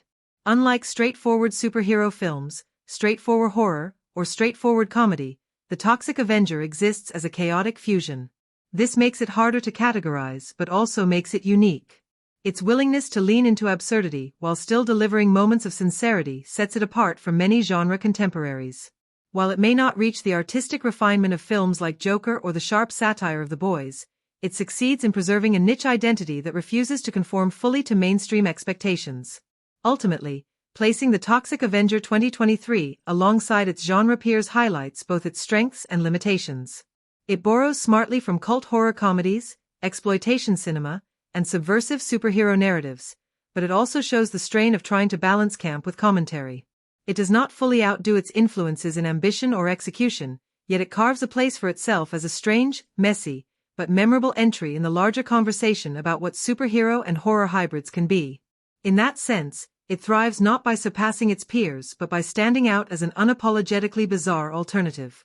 The Toxic Avenger 2023 is more than a grotesque superhero satire. It also layers its outrageous humor and gore with visual and narrative symbolism that enriches the story beneath the chaos. These motifs allow the film to speak to larger issues such as disability, corruption, transformation, and the thin line between monstrosity and heroism.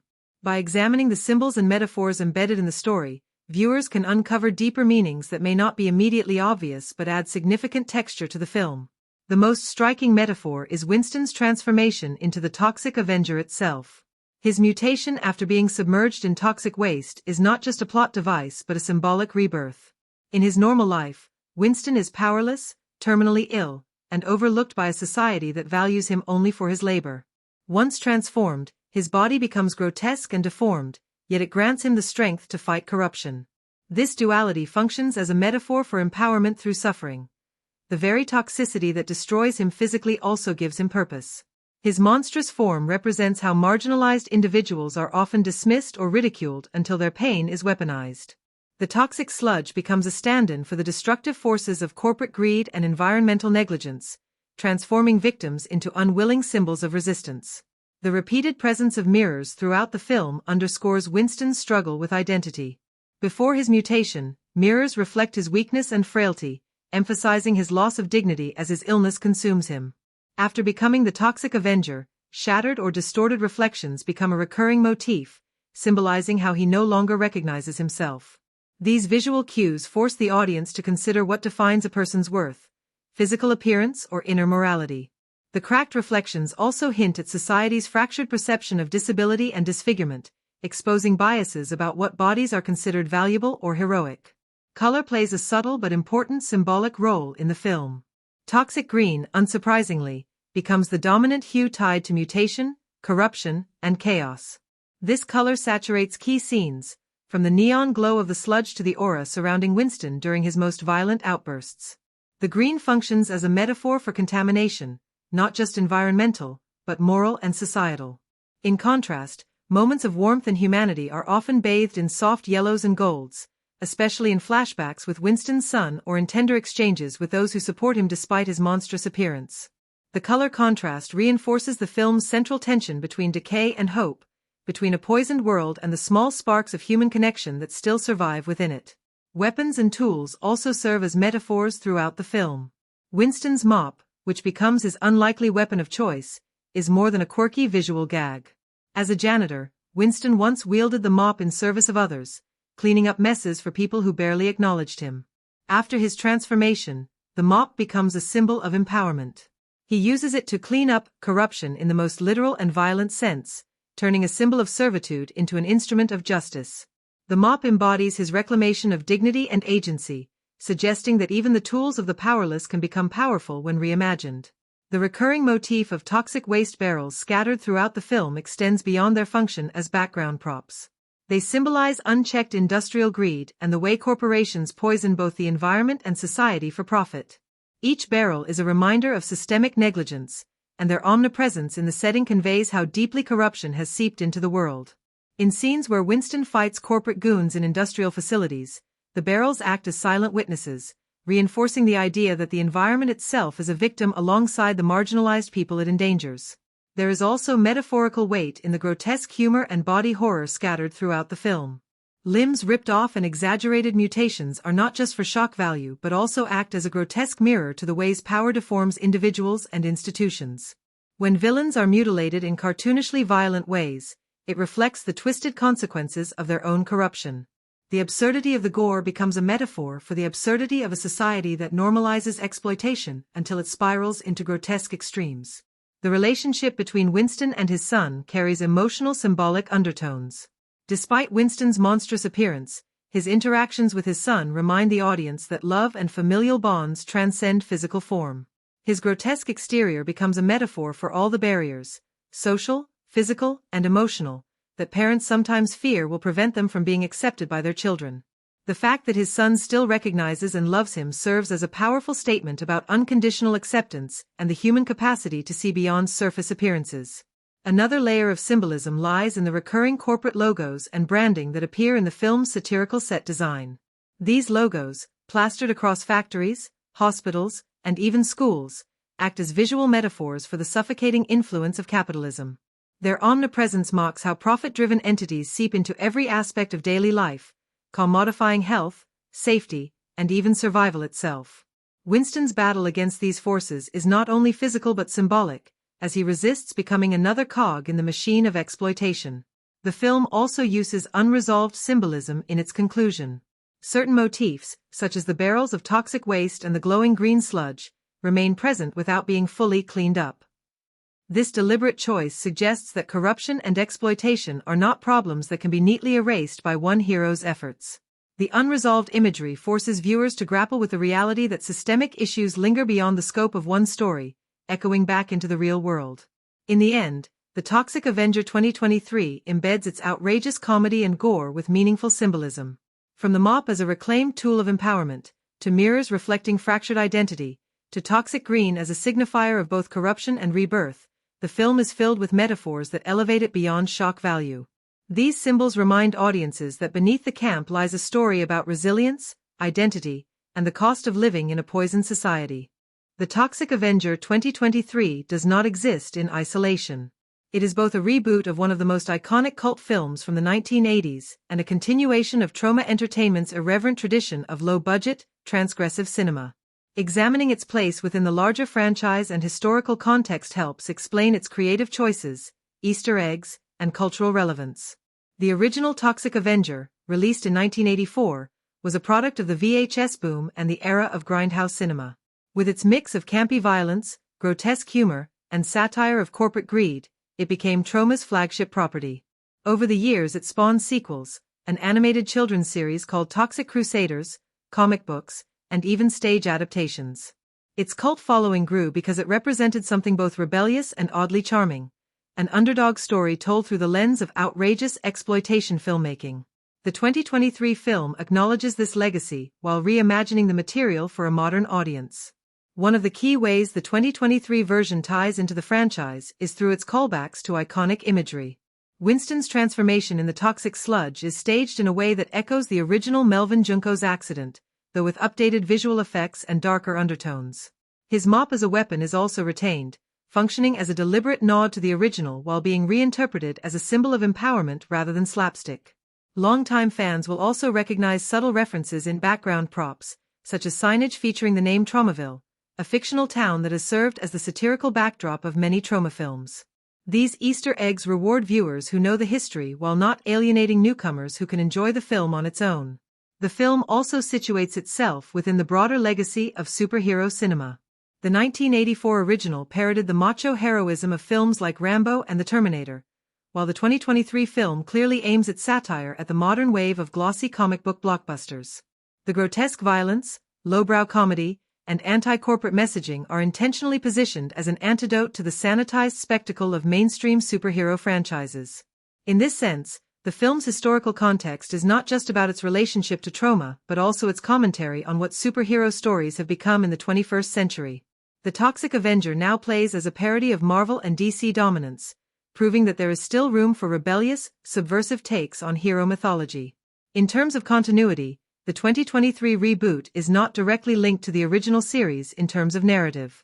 It introduces a new protagonist, Winston Gooze, rather than revisiting Melvin. This decision allows the film to explore fresh territory while maintaining the spirit of the franchise. However, by retaining thematic through-lines such as environmental destruction, corporate exploitation, and the transformation of a powerless outcast into a grotesque hero, the film preserves continuity at a thematic level. For fans who grew up with Troma's earlier films, this balance between reinvention and homage is crucial. The Easter eggs scattered throughout further anchor the film in its franchise roots. Cameo appearances and set details recall earlier Troma productions, rewarding attentive viewers. For example, certain posters and graffiti contain references to other Troma films, embedding the story within a larger cinematic universe of sorts. These playful touches reinforce that the film is aware of its place in cult history. From a historical perspective, the Toxic Avenger has always reflected its era's anxieties. The original emerged during a time of growing environmental awareness, fears of toxic waste, and a fascination with vigilante justice.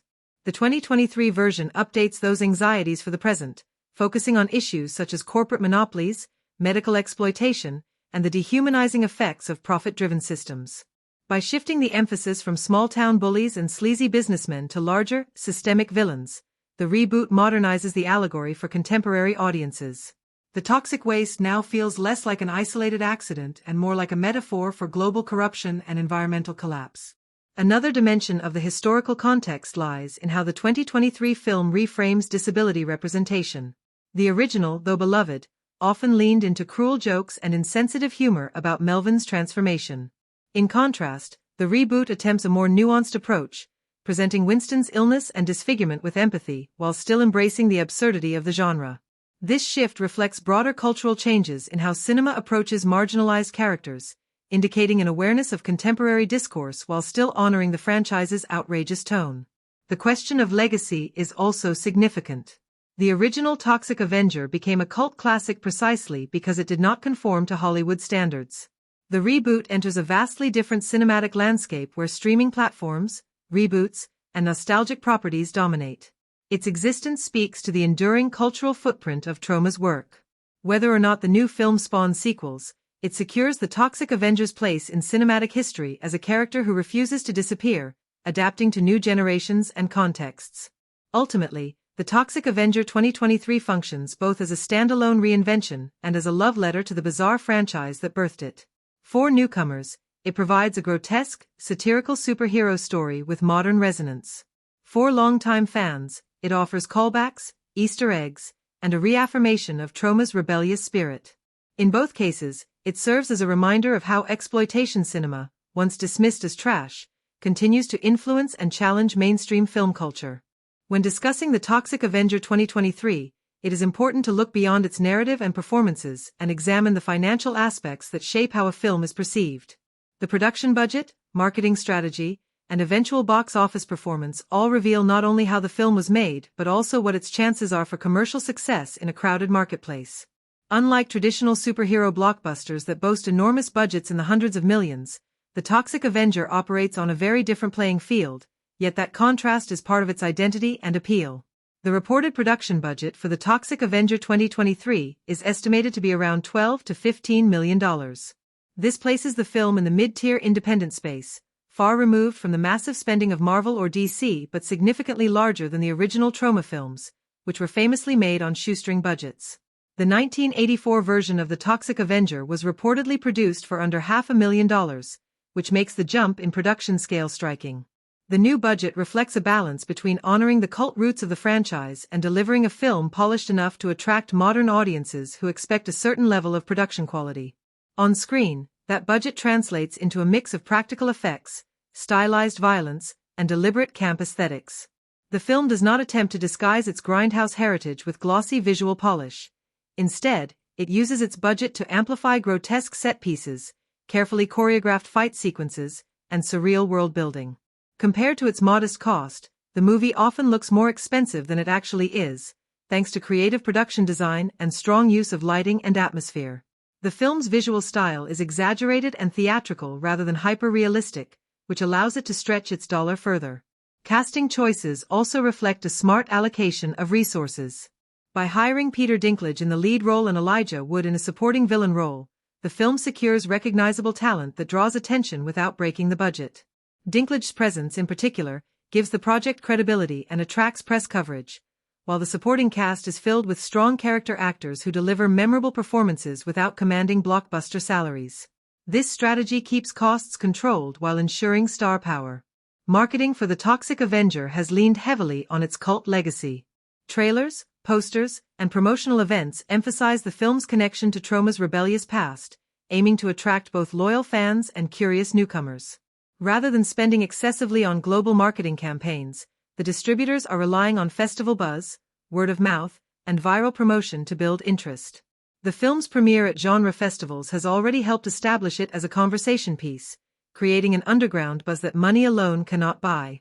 This approach reflects a recognition that the film's natural audience is niche but highly passionate, and mobilizing that base is more effective than trying to compete directly with tentpole franchises. In terms of box office, the expectations are very different from mainstream superhero films. A production budget in the 12 to 15 million range means that the film does not need to gross hundreds of millions to be profitable. Even a global box office return of 30 to 40 million could place the film in a strong position, especially when supplemented by streaming rights, home entertainment, and potential merchandise. Given the cult nature of the property, streaming platforms and physical media sales are likely to provide significant revenue long after the theatrical run. Comparisons to similar mid-budget cult reboots show that financial success is not only judged by theatrical numbers but also by long-term performance in alternative markets. For example, films like Mandy or Color Out of Space achieved modest box office results but became profitable through sustained popularity in home viewing and streaming. The Toxic Avenger is positioned to follow a similar path, carving out a life as a cult hit rather than a traditional blockbuster. One factor that could influence its financial trajectory is international appeal. While the original Toxic Avenger had limited global reach, the presence of internationally recognized stars and the modern fascination with superhero subversions could give the reboot a stronger overseas market. Europe and parts of Asia, which have a strong appreciation for genre films, may provide additional revenue streams that push the film beyond expectations. Overall, the financial profile of the Toxic Avenger 2023 suggests a film that punches above its weight. It is not designed to compete with Marvel or DC at the box office but instead to succeed on its own terms.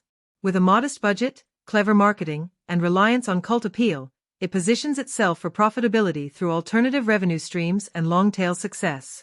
The film looks richer on screen than its budget would suggest, delivering spectacle and creativity without excess. By embracing its identity as a cult reboot, it avoids the pitfalls of overspending and instead maximizes the value of every dollar. The ultimate measure of its success will not just be opening weekend numbers, but whether it cements itself as a modern cult favorite that continues to generate revenue and conversation for years to come. In this sense, its financial story is likely to mirror its narrative one, a scrappy underdog that refuses to be dismissed, finding strength in unexpected places and proving that a toxic hero can survive in a blockbuster-dominated world. When it comes to where to watch the Toxic Avenger 2023, the experience you choose can greatly affect how the film is received. This is not the kind of movie that follows the same formula as mainstream superhero blockbusters, so the setting in which you watch it can either elevate its eccentric qualities or make them feel less impactful. For those who enjoy heightened spectacle, the theatrical experience is the most immersive option.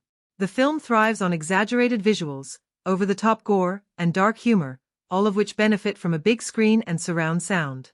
Theatrical screenings also allow audiences to engage with the film communally, which enhances its campy tone, as laughter, gasps, and shared reactions are part of what makes this type of movie memorable. If theaters are not an option, streaming provides the next best way to experience the film. Given its cult appeal and mid-budget production, The Toxic Avenger is positioned to find a strong audience on digital platforms. Streaming allows fans to rewatch favorite moments, pause to analyze hidden references, and even share reactions online, which extends its cultural footprint. For many viewers, this flexibility makes it easier to appreciate the film's offbeat style without worrying about availability or scheduling. Renting or purchasing for home viewing is also a strong option, especially for those who value collecting or want the highest possible quality for repeated viewing. Watching at home gives you the freedom to set the atmosphere. Dim lighting, headphones, or a late-night screening with friends can make the film feel closer to its grindhouse roots. Home viewing also allows fans to fully dive into the film's layered references and symbolic elements, which may be missed in a single theatrical screening. The best viewing context depends on what you want out of the film. If you're looking for maximum impact and a chance to enjoy the spectacle in all its absurd glory, the big screen is ideal. If your interest lies in carefully dissecting the film's symbolism, callbacks, and unique production style, home viewing through streaming or rental may be the more rewarding option. Ultimately, the Toxic Avenger 2023 is versatile enough to be enjoyed in multiple formats, but each setting brings out different strengths. Whether you embrace it as a loud, communal theatrical experience or a cult favorite you revisit at home, the film delivers its strange, satirical energy in ways that adapt to the audience's preferred style of engagement. If you enjoyed this video and would like us to provide reviews of every kind of movie, please remember to like, comment, share, and subscribe to our channel.